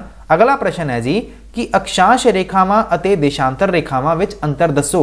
ਅਕਸ਼ਾਂਸ਼ ਰੇਖਾਵਾਂ ਕਿਹੜੀਆਂ ਹੁੰਦੀਆਂ ਨੇ ਤੇ ਦੇਸ਼ਾਂਤਰ ਰੇਖਾਵਾਂ ਕਿਹੜੀਆਂ ਹੁੰਦੀਆਂ ਨੇ? ਡਾਇਗਰਾਮ ਦੇ ਥਰੂ ਦੱਸ ਦਿੰਨੇ ਆ ਜੀ। ਜਿਵੇਂ ਕਿ ਡਾਇਗਰਾਮ ਦੇ ਵਿੱਚ ਤੁਸੀਂ ਵੇਖ ਸਕਦੇ ਹੋ ਕਿ ਆਹ ਵਾਲੀਆਂ ਜਿਹੜੀਆਂ ਰੇਖਾਵਾਂ ਨੇ, ਆਹ ਜਿਹੜੀਆਂ ਤੁਸੀਂ ਰੇਖਾਵਾਂ ਵੇਖ ਰਹੇ ਹੋ ਨਾ, ਇਹਨਾਂ ਨੂੰ ਆਪਾਂ ਅਕਸ਼ਾਂਸ਼ ਰੇਖਾਵਾਂ ਕਹਿੰਦੇ ਆ। ਆਹ ਜਿਹੜੀਆਂ ਰੇਖਾਵਾਂ ਨੇ ਇਹਨਾਂ ਨੂੰ ਆਪਾਂ ਅਕਸ਼ਾਂਸ਼ ਰੇਖਾਵਾਂ ਕਹਿੰਦੇ ਆ। ਤੇ ਇੱਕ ਹੋਰ ਡਾਇਗਰਾਮ ਮੈਂ ਤੁਹਾਡੇ ਸਾਹਮਣੇ ਬਣਾਈ ਆ। ਸੋ ਇਹ ਜਿਹੜੀ ਡਾਇਗਰਾਮ ਹੈ, ਜਿਵੇਂ ਕਿ ਮੈਂ ਇਹਦੇ ਵਿੱਚ ਜਿਹੜੀਆਂ ਹੁਣ ਲਾਈਨਾਂ ਮਾਰ ਰਹੇ ਆ, ਇਹਨਾਂ ਰੇਖਾਵਾਂ ਨੂੰ ਆਪਾਂ ਕਿਹਦਾ ਨਾਮ ਦਿੰਨੇ ਆ? ਇਹਨਾਂ ਨੂੰ ਆਪਾਂ ਦੇਸ਼ਾਂਤਰ ਰੇਖਾਵਾਂ ਦਾ ਨਾਮ ਦਿੰਨੇ ਆ। ਕਿਹਦਾ ਨਾਮ ਦਿੰਨੇ ਆ ਜੀ? ਇਹਨਾਂ ਨੂੰ ਆਪਾਂ ਦੇਸ਼ਾਂਤਰ ਰੇਖਾਵਾਂ ਦਾ ਨਾਮ ਦਿੰਨੇ ਆ। ਪਹਿਲਾਂ ਆਪਾਂ ਗੱਲ ਕਰਾਂਗੇ ਜੀ ਅਕਸ਼ਾਂਸ਼ ਰੇਖਾਵਾਂ ਦੀ, ਜਿਹੜੀਆਂ ਕੀ ਹੈਗੀਆਂ ਜੀ ਆਹ ਵਾਲੀਆਂ ਹੈਗੀਆਂ ਜੀ ਅਕਸ਼ਾਂਸ਼ ਰੇਖਾਵਾਂ, ਇਹ ਹੈਗੀਆਂ ਜੀ ਦੇਸ਼ਾਂਤਰ ਰੇਖਾਵਾਂ। ਤੇ ਅਕਸ਼ਾਂਸ਼ ਰੇਖਾਵਾਂ ਵਿਚਕਾਰ ਅਕਸ਼ਾਂਸ਼ ਰੇਖਾਵਾਂ ਪੂਰਬ ਤੋਂ ਪੱਛਮ ਦਿਸ਼ਾ ਵੱਲ ਭੂਮੱਧ ਰੇਖਾ ਦੇ ਸਮਾਂਤਰ ਗੋਲਾਕਾਰ ਰੇਖਾਵਾਂ ਹਨ। ਇਹ ਵੇਖੋ ਤੁਸੀਂ, ਇੱਧਰ ਤੁਹਾਡਾ ਈਸਟ ਹੈਗਾ ਨਾ, ਭਾਵ ਕਿ ਪੂਰਬ ਤੋਂ ਲੈ ਕੇ ਪੱਛਮ ਤੱਕ ਤੁਹਾਨੂੰ ਇਹ ਜਿਹੜੀਆਂ ਦਿਸ਼ਾਵਾਂ ਵਿੱਚ ਰੇਖਾਵਾਂ ਵੇਖਣ ਨੂੰ ਮਿਲਦੀਆਂ ਨੇ। ਤੇ ਇਹ ਜਿਹੜੀ ਭੂਮੱਧ ਜਿਹੜੀ ਵਿਚਾਲੇ ਰੇਖਾ ਹੈਗੀ ਆ, ਭੂਮੱਧ ਰੇਖਾ, ਉਹਦੇ ਵਿਚਕਾਰ ਮਤਲਬ ਸਮਾਂਤਰ ਗੋਲਾਕਾਰ ਰੇਖਾਵਾਂ ਹੁੰਦੀਆਂ ਹੈਗੀਆਂ ਜੀ। ਤੇ ਦੂਜੀ ਜਿਹੜੀ ਦੇਸ਼ਾਂਤਰ ਰੇਖਾਵਾਂ ਹੈਗੀਆਂ ਨੇ ਜੀ, ਇਹ ਉੱਤਰ ਤੋਂ ਦੱਖਣ ਵੱਲ ਹੈਗੀਆਂ ਨੇ ਜੀ। ਆਹ ਵੇਖੋ ਇਹ ਕੀ ਹੈਗੀਆਂ ਨੇ ਜੀ? ਇਹ ਉੱਤਰ ਤੋਂ ਦੱਖਣ ਵੱਲ ਆ ਰਹੀਆਂ ਨਾ, ਆਹ ਵਾਲੀਆਂ ਰੇਖਾਵਾਂ ਉੱਤਰ ਤੋਂ ਦੱਖਣ ਵੱਲ ਆ ਰਹੀਆਂ ਨੇ। ਤੇ ਆਪਾਂ ਇਹਨਾਂ ਨੂੰ ਸਮਾਂਤਰ ਨਹੀਂ ਕਹਿੰਦੇ। ਇਹਨਾਂ ਦੇ ਵਿੱਚ ਜਿਹੜਾ ਗੈਪ ਹੈਗਾ ਜੀ, ਇਹ ਧਰੂਵਾਂ ਤੇ ਕੀ ਹੈਗਾ ਜੀ ਘਟ ਜਾਂਦਾ ਆ। ਤੇ ਜਿਹੜਾ ਕਹਿ ਸਕਦੇ ਆ ਕਿ ਇਹਦੇ ਵਿਚਾਲੇ ਜੇ ਇਹਨਾਂ ਦਾ ਜਿਹੜਾ ਗੈਪ ਹੈਗਾ ਉਹ ਵੱਧ ਜਾਂਦਾ। ਅੱਗੇ ਵੇਖੋ ਅਕਸ਼ਾਂਸ਼ ਰੇਖਾਵਾਂ ਲੇਟਵੀਆਂ ਰੇਖਾਵਾਂ ਹਨ। ਅਕਸ਼ਾਂਸ਼ ਜਿਹੜੀਆਂ ਰੇਖਾਵਾਂ ਨੇ ਇਹ ਲੇਟਵੀਆਂ ਹਨ। ਆਹ ਵੇਖੋ ਇਹ ਅਕਸ਼ਾਂਸ਼ ਰੇਖਾਵਾਂ ਸੀਗੀਆਂ, ਇਹ ਲੇਟਵੀਆਂ ਰੇਖਾਵਾਂ ਹੈਗੀਆਂ ਨਾ। ਤੇ ਜਦੋਂ ਆਪਾਂ ਗੱਲ ਕਰਦੇ ਹਾਂ ਦੇਸ਼ਾਂਤਰ ਰੇਖਾਵਾਂ, ਤੇ ਇਹ ਖੜੇ ਰੂਪ ਵਿੱਚ ਹੈਗੀਆਂ ਨੇ। ਇਹ ਹੈਗੀਆਂ ਨੇ ਜੀ ਖੜੇ ਰੂਪ ਵਿੱਚ। ਅੱਗੇ ਵੇਖੋ ਪੂਰੇ ਗਲੋਬ ਤੇ 181 ਅਕਸ਼ਾਂਸ਼ ਰੇਖਾਵਾਂ ਖਿੱਚੀਆਂ ਗਈਆਂ ਹਨ। ਆ ਤੁਸੀਂ ਵੇਖ ਰਹੇ ਹੋ ਨਾ, ਆ ਟੋਟਲ ਤੁਹਾਨੂੰ 181 ਰੇਖਾਵਾਂ ਵੇਖਣ ਨੂੰ ਮਿਲਦੀਆਂ ਨੇ। ਆਹ ਵਾਲੀਆਂ ਜਿਹੜੀਆਂ ਰੇਖਾਵਾਂ ਨੇ ਅਕਸ਼ਾਂਸ਼ ਰੇਖਾਵਾਂ, ਜਿਹਨੂੰ ਤੁਸੀਂ ਲੈਟੀਟਿਊਡ ਵੀ ਕਹਿੰਦੇ ਹੋ। ਜਦੋਂ ਆਪਾਂ ਗੱਲ ਕਰਦੇ ਹਾਂ ਪੂਰੇ ਗਲੋਬ ਤੇ 360 ਡਿਗਰੀ ਦੇਸ਼ਾਂਤਰ ਰੇਖਾਵਾਂ ਖਿੱਚੀਆਂ ਹੋਈਆਂ ਨੇ। ਜਦੋਂ ਆਪਾਂ ਦੇਸ਼ਾਂਤਰ ਰੇਖਾਵਾਂ ਦੀ ਗੱਲ ਕਰਦੇ ਹਾਂ, ਇਹ ਹੈਗੀਆਂ ਨੇ ਜੀ ਟੋਟਲ 360 ਡਿਗਰੀ। ਅੱਗੇ ਵੇਖੋ ਜੀ ਇਹਨਾਂ ਰੇਖਾਵਾਂ ਦੀ ਮਦਦ ਨਾਲ ਅਸੀਂ ਭੂਮੱਧ ਰੇਖਾ ਤੋਂ ਕਿਸੇ ਸਥਾਨ ਦੀ ਦੂਰੀ ਪਤਾ ਕਰ ਸਕਦੇ ਹਾਂ। ਆਹ ਵਾਲੀਆਂ ਜਿਹੜੀਆਂ ਰੇਖਾਵਾਂ ਨੇ, ਦੇਸ਼ਾਂਤਰ ਰੇਖਾਵਾਂ ਦੀ ਨਹੀਂ ਗੱਲ ਕਰ ਰਹੇ ਆਪਾਂ, ਅਕਸ਼ਾਂਸ਼ ਰੇਖਾਵਾਂ ਦੀ ਗੱਲ ਕਰ ਰਹੇ ਹਾਂ ਕਿ ਆਪਾਂ ਇਹਨਾਂ ਰੇਖਾਵਾਂ ਦੀ ਮਦਦ ਨਾਲ ਭੂਮੱਧ ਰੇਖਾ ਤੋਂ ਕਿਸੇ ਸਥਾਨ ਦੀ ਦੂਰੀ ਪਤਾ ਕਰ ਸਕਦੇ ਹਾਂ, ਲੋਕੇਸ਼ਨ ਦਾ ਪਤਾ ਲਗਾ ਸਕਦੇ ਹਾਂ। ਤੇ ਇਹਨਾਂ ਰੇਖਾਵਾਂ ਦੀ ਮਦਦ ਨਾਲ ਆਹ ਵਾਲੀਆਂ ਜਿਹੜੀਆਂ ਰੇਖਾਵਾਂ ਨੇ, ਕਿਹੜੀਆਂ ਰੇਖਾਵਾਂ ਜੀ? ਦੇਸ਼ਾਂਤਰ ਰੇਖਾਵਾਂ ਨਾਲ। ਇਹ ਗੱਲ ਧਿਆਨ ਨਾਲ ਸੁਣ ਲਿਓ, ਬਹੁਤ ਵਾਰ ਐਗਜ਼ਾਮ ਵਿੱਚ ਪੁੱਛੀਆਂ ਜਾਂਦੀਆਂ ਨੇ। ਦੇਸ਼ਾਂਤਰ ਰੇਖਾਵਾਂ ਆ ਤੁਹਾਨੂੰ ਜਿਹੜੀਆਂ ਵੇਖ ਰਹੀਆਂ ਨੇ, ਇਹਨਾਂ ਦੇਸ਼ਾਂਤਰ ਰੇਖਾਵਾਂ ਤੋਂ ਆਪਾਂ ਜਿਹੜਾ ਸਮਾਂ ਹੈਗਾ ਜੀ ਉਹਦਾ ਪਤਾ ਲਗਾ ਸਕਦੇ ਹਾਂ, ਕਿਹੜੀ ਕੰਟਰੀ ਵਿੱਚ ਕਿੰਨਾ ਸਮਾਂ ਹੋਇਆ ਹੋਣਾ ਆ ਜਦੋਂ ਆਪਾਂ ਇਹਨਾਂ ਦੇਸ਼ਾਂਤਰ ਰੇਖਾਵਾਂ ਦੀ ਗੱਲ ਕਰਦੇ ਹਾਂ। ਤੇ ਅਕਸ਼ਾਂਸ਼ ਰੇਖਾਵਾਂ ਦੀ ਆਪਾਂ ਗੱਲ ਕਰ ਚੁੱਕੇ ਸੀਗੇ ਕਿ ਇਹਦੇ ਨਾਲ ਆਪਾਂ ਭੂਮੱਧ ਰੇਖਾ ਤੋਂ ਕਿਸੇ ਸਥਾਨ ਦੀ ਦੂਰੀ ਕਿੰਨੀ ਹੈਗੀ ਆ ਉਹਦਾ ਪਤਾ ਲਗਾ ਸਕਦੇ ਹਾਂ। ਦੇਸ਼ਾਂਤਰ ਦਾ ਕੀ ਮਹੱਤਵ ਹੈਗਾ ਜੀ? ਇਹ ਦੁਬਾਰਾ ਤੋਂ ਪ੍ਰਸ਼ਨ ਪੁੱਛਿਆ ਜਾ ਰਿਹਾ। ਦੇਸ਼ਾਂਤਰਾਂ ਦੀ ਸਹਾਇਤਾ ਨਾਲ ਅਸੀਂ ਕਿਸੇ ਵੀ ਸਥਾਨ ਦੀ ਪੂਰਬ ਤੋਂ ਪੱਛਮ ਦੂਰੀ ਜਿਹੜੀ ਹੈਗੀ ਆ ਜੀ ਉਹਦਾ ਪਤਾ ਲਗਾ ਸਕਦੇ ਹਾਂ। ਤੇ ਦੇਸ਼ਾਂਤਰ ਨਾਲ ਅਸੀਂ ਕਿਸੇ ਸਥਾਨ ਦੇ ਸਥਾਨਕ ਸਮੇਂ ਦਾ ਪਤਾ ਲਗਾ ਸਕਦੇ ਹਾਂ। ਤੇ ਹਰੇਕ ਦੇਸ਼ਾਂਤਰ ਦੇ ਵਿਚਕਾਰ 4 ਮਿੰਟ ਦਾ ਜਿਹੜਾ ਸਮਾਂ ਹੈਗਾ ਜੀ ਉਹ ਵੇਖਣ ਨੂੰ ਮਿਲਦਾ ਹੈ। ਇੱਕ ਵਾਰ ਮੈਂ ਨਾ ਤੁਹਾਡੇ ਡਾਊਟ ਨੂੰ ਕਲੀਅਰ ਕਰਨ ਲਈ ਮੈਂ ਦੁਬਾਰਾ ਤੋਂ ਦੇਸ਼ਾਂਤਰ ਰੇਖਾਵਾਂ ਨੂੰ ਡਰਾ ਕਰ ਦਿੰਨਾ, ਕਿਉਂਕਿ ਇਹ ਚੀਜ਼ ਆਪਾਂ ਨੂੰ ਡਰਾ ਕਰਕੇ ਹੀ ਆਉਂਦੀ ਹੈ। ਦੇਸ਼ਾਂਤਰ ਰੇਖਾਵਾਂ ਦੀ ਆਪਾਂ ਗੱਲ ਕਰ ਰਹੇ ਸੀ। ਸੋ ਦੇਸ਼ਾਂਤਰ ਰੇਖਾਵਾਂ ਨੂੰ ਇੱਕ ਵਾਰ ਮੈਂ ਡਰਾ ਕਰ ਦਿੰਨਾ। ਜਿਵੇਂ ਕਿ ਇਹ ਟੋਟਲ ਕਿੰਨੀਆਂ ਸੀਗੀਆਂ ਜੀ? ਟੋਟਲ ਜਦੋਂ ਆਪਾਂ ਦੇਸ਼ਾਂਤਰ ਰੇਖਾਵਾਂ ਦੀ ਗੱਲ ਕਰਦੇ ਹਾਂ, ਇਹ ਟੋਟਲ ਤੁਹਾਨੂੰ 360 ਵੇਖਣ ਨੂੰ ਮਿਲਦੀਆਂ ਨੇ। ਇੱਥੇ ਲਿਖਿਆ ਵੀ ਸੀ ਨਾ ਕਿ ਟੋਟਲ ਜਿਹੜੀਆਂ ਦੇਸ਼ਾਂਤਰ ਰੇਖਾਵਾਂ ਨੇ ਇਹ ਤੁਹਾਨੂੰ 360 ਡਿਗਰੀ ਖਿੱਚੀਆਂ ਗਈਆਂ ਨੇ ਜੀ। ਸੋ ਇਹ 360 ਤਾਂ ਹੈਗੀਆਂ ਹੀ ਨੇ, ਬਟ ਇਹਦੀ ਜਦੋਂ ਆਪਾਂ ਗੱਲ ਕਰਦੇ ਹਾਂ ਇਹਦੇ ਨਾਲ ਆਪਾਂ ਸਥਾਨਕ ਜਿਹੜਾ ਸਮਾਂ ਹੈਗਾ ਜੀ ਉਹਦੇ ਬਾਰੇ ਤਾਂ ਪਤਾ ਲਗਾ ਸਕਦੇ ਹਾਂ। ਤੇ ਹਰੇਕ ਦੋ ਦੇਸ਼ਾਂਤਰਾਂ ਵਿੱਚ ਤੁਹਾਨੂੰ ਇਹਨਾਂ ਜਿਵੇਂ ਕਿ ਆ ਦੋ ਦੇਸ਼ਾਂਤਰ ਹੈਗੀਆਂ ਨੇ ਜੀ, ਇਹਨਾਂ ਵਿੱਚ ਜਿਹੜਾ ਤੁਹਾਨੂੰ ਫਰਕ ਵੇਖਣ ਨੂੰ ਮਿਲਦਾ ਹੈ ਉਹ ਵੇਖਣ ਨੂੰ ਮਿਲਦਾ ਹੈਗਾ ਜੀ 4 ਮਿੰਟ ਦਾ। ਤੇ 4 ਮਿੰਟ ਦਾ ਜੇਕਰ ਫਰਕ ਵੇਖਣ ਨੂੰ ਮਿਲਦਾ ਹੈ ਤੇ ਆਪਾਂ ਇਸ ਦੇ ਨਾਲ ਦੂਰੀ ਦਾ ਵੀ ਪਤਾ ਲਗਾ ਸਕਦੇ ਹਾਂ। ਠੀਕ ਹੈ ਜੀ। ਸੋ ਇਹ ਗੱਲ ਤੁਹਾਨੂੰ ਕਲੀਅਰ ਹੋ ਗਈ ਹੋਣੀ ਆ। ਕਿਹੜੀਆਂ ਰੇਖਾਵਾਂ ਤਾਪਖੰਡ ਬਣਾਉਣ ਵਿੱਚ ਸਹਾਇਤਾ ਕਰਦੀਆਂ ਹਨ? ਕਾਰਨ ਦੱਸੋ ਕਿ ਤਾਪਖੰਡ ਕਿਉਂ ਬਣਾਏ ਜਾਂਦੇ ਹਨ? ਤਾਪਖੰਡ ਦੀ ਜੇਕਰ ਆਪਾਂ ਗੱਲ ਕਰੀਏ, ਅਕਸ਼ਾਂਸ਼ ਰੇਖਾਵਾਂ ਤਾਪਖੰਡ ਬਣਾਉਣ ਵਿੱਚ ਸਹਾਇਤਾ ਕਰਦੀਆਂ ਹਨ। ਧਰਤੀ ਗੋਲ ਹੋਣ ਕਾਰਨ ਜਿੱਥੇ ਸੂਰਜ ਦੀਆਂ ਕਿਰਨਾਂ ਸਿੱਧੀਆਂ ਪੈਂਦੀਆਂ ਹਨ ਉਹ ਘੱਟ ਜਗ੍ਹਾ ਘੇਰਦੀਆਂ ਹਨ। जिस करके उन्हां दी गर्म करन दी जिहड़ी शक्ति हैगी आ वो ज़्यादा हुंदी है। जिथे सूरज दीयां किरणां तिरछियां पैंदियां हन वो ज़्यादा जगह घेरदियां हन ते जिन्हां करके उन्हां दी जिहड़ी गर्म करन दी जिहड़ी शक्ति है वो घट हुंदी है। इस तरह धरती दे तापखंड बनदे हन। एंड ਇਹਦੀ भी आपां एक डायग्राम बना लैंदे आ कि जिवें तुसीं वेखदे हो कि आपां एक डायग्राम बनाती, जिवें आ वेखो तुसीं आपां ये डायग्राम बनाई आ, ਇਹਦੇ ਵਿਚਕਾਰ ਆਪਾਂ ਕਿਹੜੀ ਲਾਈਨ ਖਿੱਚੀ ਹੈ? ਇਹਦੇ ਵਿਚਕਾਰ ਆਪਾਂ ਇਕੁਏਟਰ ਜਿਹੜੀ ਲਾਈਨ ਹੈਗੀ ਆ ਉਹ ਆਪਾਂ ਖਿੱਚ ਦਿੱਤੀ ਹੈ। ਇਕੁਏਟਰ ਦੇ ਨਾਲ ਆਪਾਂ ਹੋਰ ਕਿਹੜੀਆਂ ਰੇਖਾਵਾਂ ਵੇਖਦੇ ਹਾਂ? ਇੱਕ ਇੱਥੇ ਆਪਾਂ ਟ੍ਰੋਪਿਕ ਆਫ ਕੈਂਸਰ ਵੇਖਦੇ ਹਾਂ ਤੇ ਇੱਥੇ ਟ੍ਰੋਪਿਕ ਆਫ ਕੈਪਰੀਕੌਰਨ ਵੇਖਦੇ ਹਾਂ ਕਿ ਨਹੀਂ ਵੇਖਦੇ? ਬਿਲਕੁਲ ਵੇਖਦੇ ਹਾਂ। ਤੇ ਇੱਥੇ ਆਪਾਂ ਇੱਕ ਹੋਰ ਲਾਈਨ ਖਿੱਚ ਦਿੰਨੇ ਆ ਜਿਹਨੂੰ ਆਪਾਂ ਕੀ ਕਹਿੰਦੇ ਆ ਜੀ, ਫ੍ਰਿਜਿਡ ਜ਼ੋਨ ਕਹਿੰਦੇ ਆ। ਇੱਥੇ ਬਹੁਤ ਜ਼ਿਆਦਾ ਠੰਡ ਪੈਂਦੀ ਹੈ, ਇੱਥੇ ਬਹੁਤ ਜ਼ਿਆਦਾ ਠੰਡ ਪੈਂਦੀ ਆ, ਇਹਨੂੰ ਆਪਾਂ ਟੌਰਿਡ ਜ਼ੋਨ ਕਹਿੰਦੇ ਆ। ਆ ਜਿਹੜੀਆਂ ਲਾਈਨਾਂ ਨੇ ਜੀ ਇਹਨੂੰ ਆਪਾਂ ਟੌਰਿਡ ਜ਼ੋਨ ਕਹਿੰਦੇ ਆ ਤੇ ਇਹਦੇ ਵਿਚਕਾਰ ਵਾਲਾ ਜਿਹੜਾ ਏਰੀਆ ਹੈਗਾ ਆਹ ਵਾਲਾ ਇਹਨੂੰ ਆਪਾਂ ਟੈਂਪਰੇਟ ਜ਼ੋਨ ਕਹਿੰਦੇ ਆ। ਭਾਵ ਇਹ ਜਿਹੜੇ ਮੈਂ ਖੰਡ ਬਣਾ ਰਿਹਾ ਨਾ ਇਹਨੂੰ ਆਪਾਂ ਤਾਪਖੰਡ ਕਹਿੰਦੇ ਆ। ਆਹ ਵਾਲੇ ਹਿੱਸੇ ਨੂੰ ਆਪਾਂ ਟੌਰਿਡ ਜ਼ੋਨ ਕਹਿੰਦੇ ਆ ਕਿਉਂਕਿ ਇੱਥੇ ਸੂਰਜ ਦੀਆਂ ਜਿਹੜੀਆਂ ਕਿਰਨਾਂ ਨੇ ਉਹ ਸਿੱਧੀਆਂ ਹੀ ਪੈਂਦੀਆਂ ਨੇ। ਸੂਰਜ ਦੀਆਂ ਕਿਰਨਾਂ लगातार पैण करके इत्थे मीह वगैरह ज़्यादा पैंदा है, गर्मी भी तुहानूं ज़्यादा वेखण नूं मिलदी हैगी है जी। बट जिवें जिवें आपां इधर जाने जी थोड़ी जी सर्दी वध जाती है तो ध्रुवां वल जिहड़ी सर्दी हैगी है जी ये काफ़ी ज़्यादा वेखण नूं मिलदी है। सो ये सारा कुछ पॉसिबल किवें हो पा रहा? आपां ये जिहड़ी डिवीजन कीती है वो किवें कीती है? क्योंकि अक्षांश रेखावां ने यही हुंदियां ना अक्षांश रेखावां। हुणे आपां वेखो इत्थे आए सीगे आह वालियां जिहड़ियां रेखावां सीगियां जी इहनूं आपां अक्षांश रेखावां दा नाम दित्ता सीगा जी। सो उम्मीद करदा तुसीं इस गल नूं समझ गए होणे आ। खाली थावां वेख लैंदे आ। उष्ण खंड अते कर्क रेखा नूं किहड़ियां रेखावां नाल दर्शाया जांदा है? हुणे आपां गल कीती सीगी ये जिहड़े मैं खंड बना के दस्से आ ना उष्ण खंड अते कर्क रेखा नूं आ जिहड़ी रेखा सीगी ये किहड़ी रेखा सीगी? ये कर्क रेखा सीगी। आह वाली जिहड़ी कर्क रेखा हैगी आ आपां इन्हां नूं अक्षांश रेखावां नाल दर्शा रहे हां। एंड इक्वेटर की है जी? इक्वेटर जिहड़ी भूमध्य रेखा हैगी है ये भी एक अक्षांश रेखा हैगी है। अगे प्रश्न पूछा जा रहा कि मकर रेखा 23.5 डिग्री अक्षांश रेखा द्वारा दर्शाई जाती है। जिहड़ी मकर रेखा हैगी है किहड़ी रेखा जी? मकर रेखा। आ वाली तो सीगी कर्क रेखा, उत्ते वाली ते थल्ले वाली सीगी मकर रेखा। ये 23.5 डिग्री कित्थे जी? साउथ दे विच जिहड़ी रेखा खिंची जाती है आपां उहनूं की कहने आ जी? उहनूं आपां मकर रेखा का नाम दिंने आ। अक्षांश अते देशांतर ग्लोब दे ग्रिड जां जाल बनाउंदे हन। मतलब कि जिवें आ आपां बना लिया ग्लोब दे विच जिहड़ियां कि आ रेखावां ने ये रेखावां बनाउण तो बाद आपां अक्षांश रेखा भी जदों बना दिंने आ। अक्षांश रेखा बनाउण तो बाद आपां इस नूं की कहने आपां इहनूं जाल दा नाम दिंने आ या फिर ग्रिड दा नाम दिंने आ। दो समांतर रेखावां विच जिहड़ी दूरी हुंदी है जी किहड़ियां समांतर रेखावां हुंदियां ने जी? जिहड़ियां कि आ वालियां जिहड़ियां रेखावां ने समांतर रेखावां हुंदियां ने जी इन्हां विच दूरी हमेशा ही समान हुंदी है। की हुंदी है जी? पैरेलल हुंदी है। ग्रीन विच नूं किन्ने देशांतर विच आपां आखदे हैगे आ जी? आ जिहड़ी लाइन हैगी ना मिडल विच आ जिहड़ी मिडल विच जिहड़ी लाइन होके जांदी है आ मिडल विच जिहड़ी लाइन होके जा रही है आपां इहनूं ग्रीन विच दा नाम दिंने आ। किहदा नाम दिंने आ जी? आपां इहनूं ग्रीन विच लाइन दा नाम दिंने आ। ते इह 0 डिग्री दे उत्ते होके जांदी है, 0 डिग्री होके जांदी है। ठीक है जी। ਜਿਹੜਾ कि ਤੁਹਾਨੂੰ इंग्लैंड वाला ਜਿਹੜਾ पासा हैगा जी लंडन ਦਾ ਉਹ लंडन ਦੇ ਵਿੱਚੋਂ ਦੀ ਇਹ ਲਾਈਨ ਹੋ ਕੇ ਗੁਜ਼ਰਦੀ ਹੈ ग्रीन ਵਿੱਚ ਨਾਮ ਦੀ ਜਗ੍ਹਾ ਤੋਂ। ਅੱਗੇ ਵੇਖੋ ਜੀ ਭਾਰਤ ਦੀ ਹੁਣ ਗੱਲ ਕੀਤੀ ਜਾ ਰਹੀ ਹੈ ਕਿ ਭਾਰਤ ਵਿੱਚ 82.5 ਡਿਗਰੀ ਪੂਰਬ ਦੇਸ਼ਾਂਤਰ ਨੂੰ ਪ੍ਰਮਾਣਿਕ ਦੇਸ਼ਾਂਤਰ ਮੰਨਿਆ ਗਿਆ ਹੈ। ਜਿਹੜੀ ਇਹ ਰੇਖਾਵਾਂ ਹੁੰਦੀਆਂ ਨੇ ਨਾ ਆਪਾਂ ਇਹਨਾਂ ਤੋਂ ਟਾਈਮ ਮੈਜ਼ਰ ਕਰਦੇ ਹਾਂ ਤੇ ਭਾਰਤ ਵਿੱਚ ਜਿੱਥੋਂ ਆਪਾਂ ਟਾਈਮ ਮੈਜ਼ਰ ਕਰਦੇ ਹਾਂ ਉਹ ਜਗ੍ਹਾ ਹੈਗੀ ਆ ਕਿੰਨੇ ਡਿਗਰੀ ਤੇ ਸਥਿਤ ਹੈਗੀ ਆ, ਕਿੰਨੇ ਡਿਗਰੀ ਲੌਂਗੀਟਿਊਡ ਜਾਂ ਫਿਰ ਦੇਸ਼ਾਂਤਰ ਲਾਈਨ ਤੇ ਸਥਿਤ ਹੈਗੀ ਆ ਜਿਹਨੂੰ ਆਪਾਂ टाइम मन्निया होया जी पैमाना बनाया होया कि आपां उत्थों ही सारे भारत का टाइम मैजर करते हैं वो हैगी जी 82.5 डिग्री पूरब देशांतर नूं। ते भारत का जिहड़ा स्टैंडर्ड मेरेडियन टाइम हैगा अगला प्रश्न ये है कि ग्रीन विच दे औसत समय अते भारतीय प्रमाणिक समय दे विचकार दा जिहड़ा अंतर हुंदा है ना वो हैगा जी 5.5 घंटियां दा। किन्ना हैगा जी? 5.5 घंटियां दा। जेकर लंडन दे विच 12 वजे ने ते अपने भारत विच 5:30 वज गए होने आ। ठीक है जी। हुण आपां सही गलत नूं भी वेख लैंदे आ। सही गलत विच मेनली पूछा जा रहा है कि हरेक वितकार अर्धगोला हुंदा है। की ये गल सही है? बिल्कुल नहीं। वितकार किहनूं कहंदे सीगे जी? वितकार ये गल कर रहे सीगे जी कि अक्षांश रेखावां दी ये गल कर रहे हैं। जिवें मान लो मैं इत्थे एक डायग्राम बनाई, इत्थे आ वाली जिहड़ी लाइन सीगी ये की सीगी?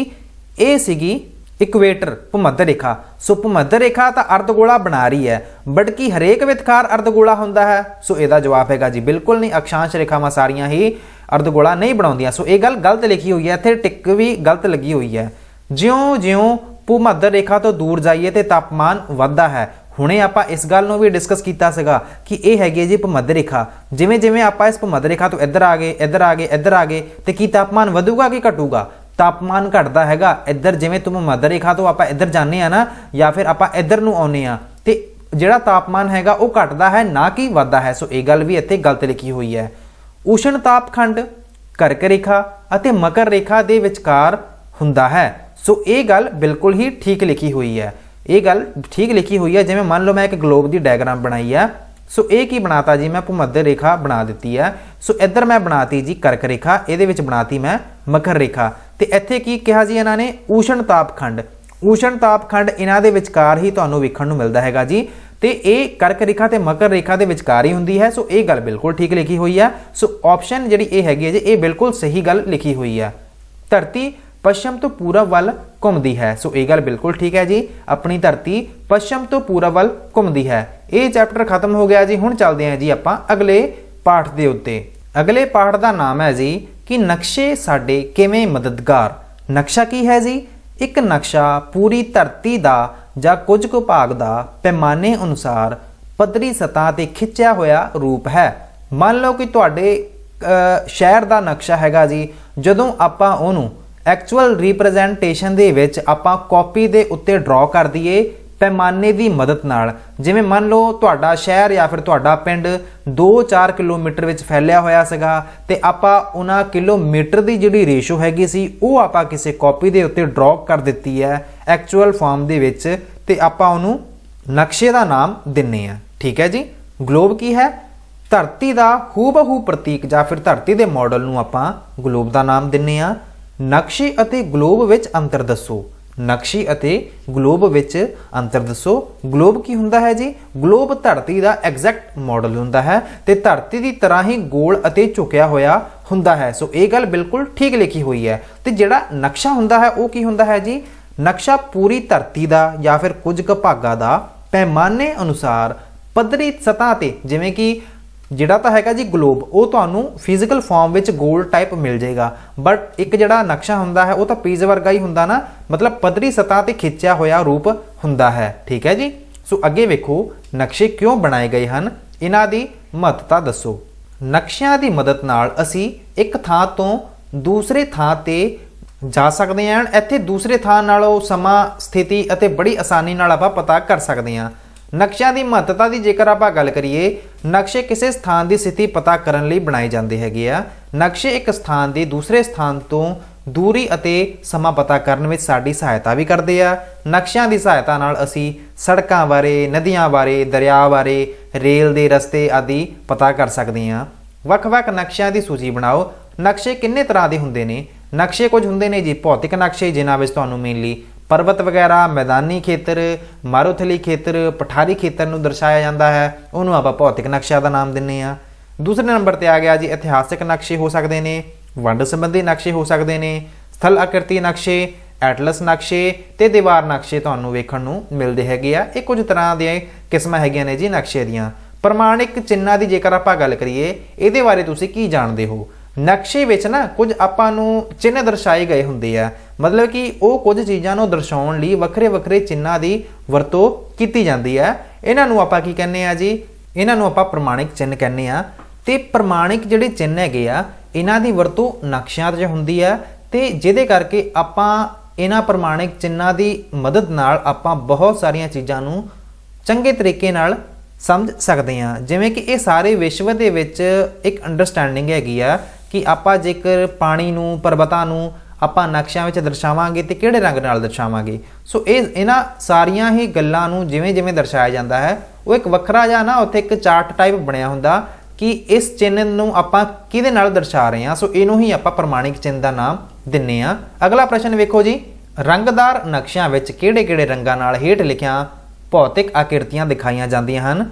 ਪਹਾੜ, ਉੱਚੀਆਂ ਧਰਤੀਆਂ, ਮੈਦਾਨ, ਦਰਿਆ, ਜੰਗਲ ਅਤੇ ਬਰਫ਼ ਨਾਲ ਢਕੀਆਂ ਪਹਾੜੀਆਂ। ਸੋ ਇਹਦੇ ਵਿੱਚ ਆਪਾਂ ਗੱਲ ਕਰਦੇ ਹਾਂ ਕਿ ਜਦੋਂ ਵੀ ਆਪਾਂ ਮੈਪ ਵਿੱਚ ਪਹਾੜਾਂ ਨੂੰ ਦਰਸਾਉਂਦੇ ਹਾਂ ਤੇ ਇਹਨੂੰ ਆਪਾਂ ਭੂਰੇ ਰੰਗ ਨਾਲ ਦਰਸਾਉਂਦੇ ਹਾਂ। ਉੱਚੀਆਂ ਜਿਹੜੀਆਂ ਧਰਤੀਆਂ ਹੁੰਦੀਆਂ ਨੇ, ਠੀਕ ਹੈ ਜੀ, ਉਹਨੂੰ ਆਪਾਂ ਪੀਲੇ ਰੰਗ ਨਾਲ ਦਰਸਾਉਂਦੇ ਹਾਂ। ਮੈਦਾਨੀ ਖੇਤਰ ਨੂੰ ਆਪਾਂ ਹਰੇ ਨਾਲ ਦਰਸਾਉਂਦੇ ਹਾਂ।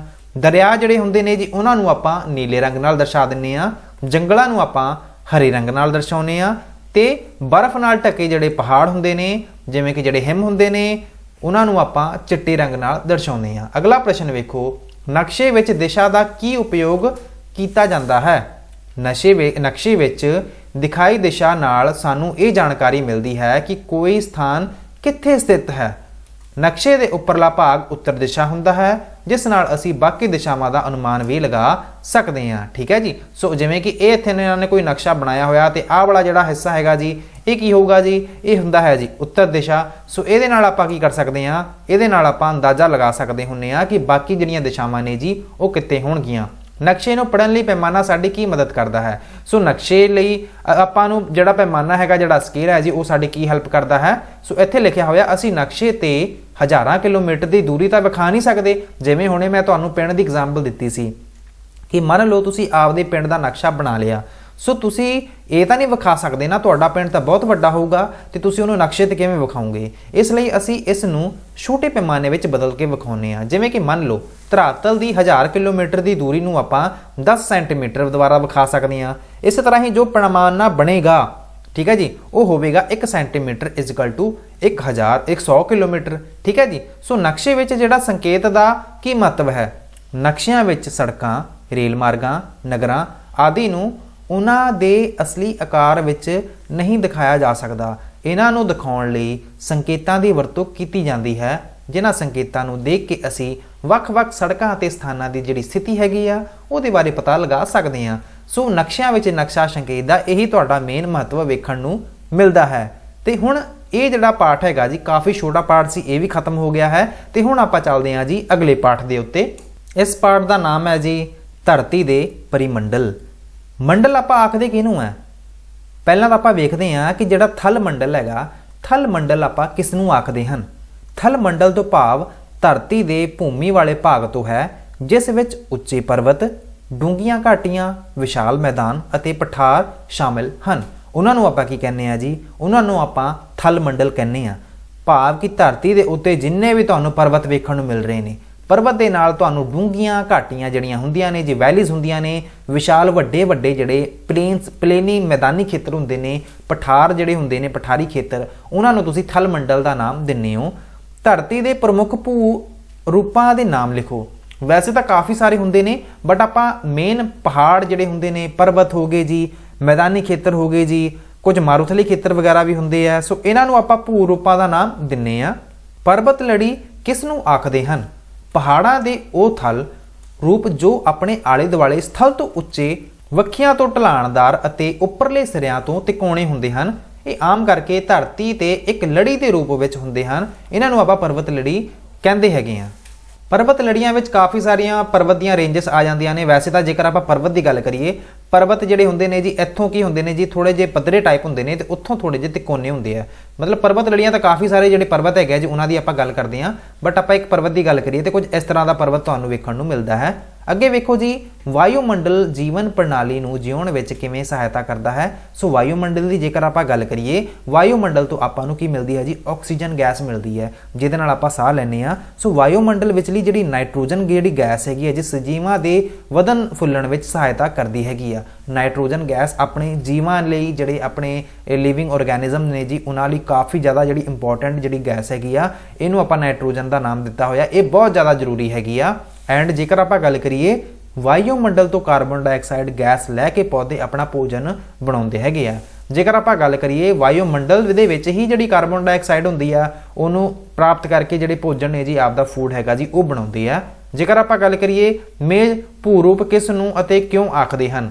ਮੇਜ਼ ਭੂ-ਰੂਪ ਪਠਾਰ ਨੂੰ ਆਖਦੇ ਹਨ, ਕਿਉਂਕਿ ਇਸ ਦਾ ਉੱਪਰਲਾ ਜਿਹੜਾ ਸਿਰਾ ਹੈਗਾ ਜੀ ਮੇਜ਼ ਦੇ ਤਰ੍ਹਾਂ ਪੱਧਰਾ ਹੁੰਦਾ ਹੈ। ਇੱਕ ਤਾਂ ਹੁੰਦੇ ਨੇ ਜੀ ਮੈਦਾਨੀ ਖੇਤਰ, ਜਿਹੜੇ ਕਿ ਬਿਲਕੁਲ ਹੀ ਪੱਧਰੇ ਹੁੰਦੇ ਆ। ਠੀਕ ਹੈ ਜੀ। ਇੱਕ ਜਿਹੜੇ ਪਠਾਰੀ ਜਿਹੜੇ ਖੇਤਰ ਹੁੰਦੇ ਆ ਨਾ, ਉਹ ਕੁਝ ਇਸ ਤਰ੍ਹਾਂ ਦੇ ਹੁੰਦੇ ਆ।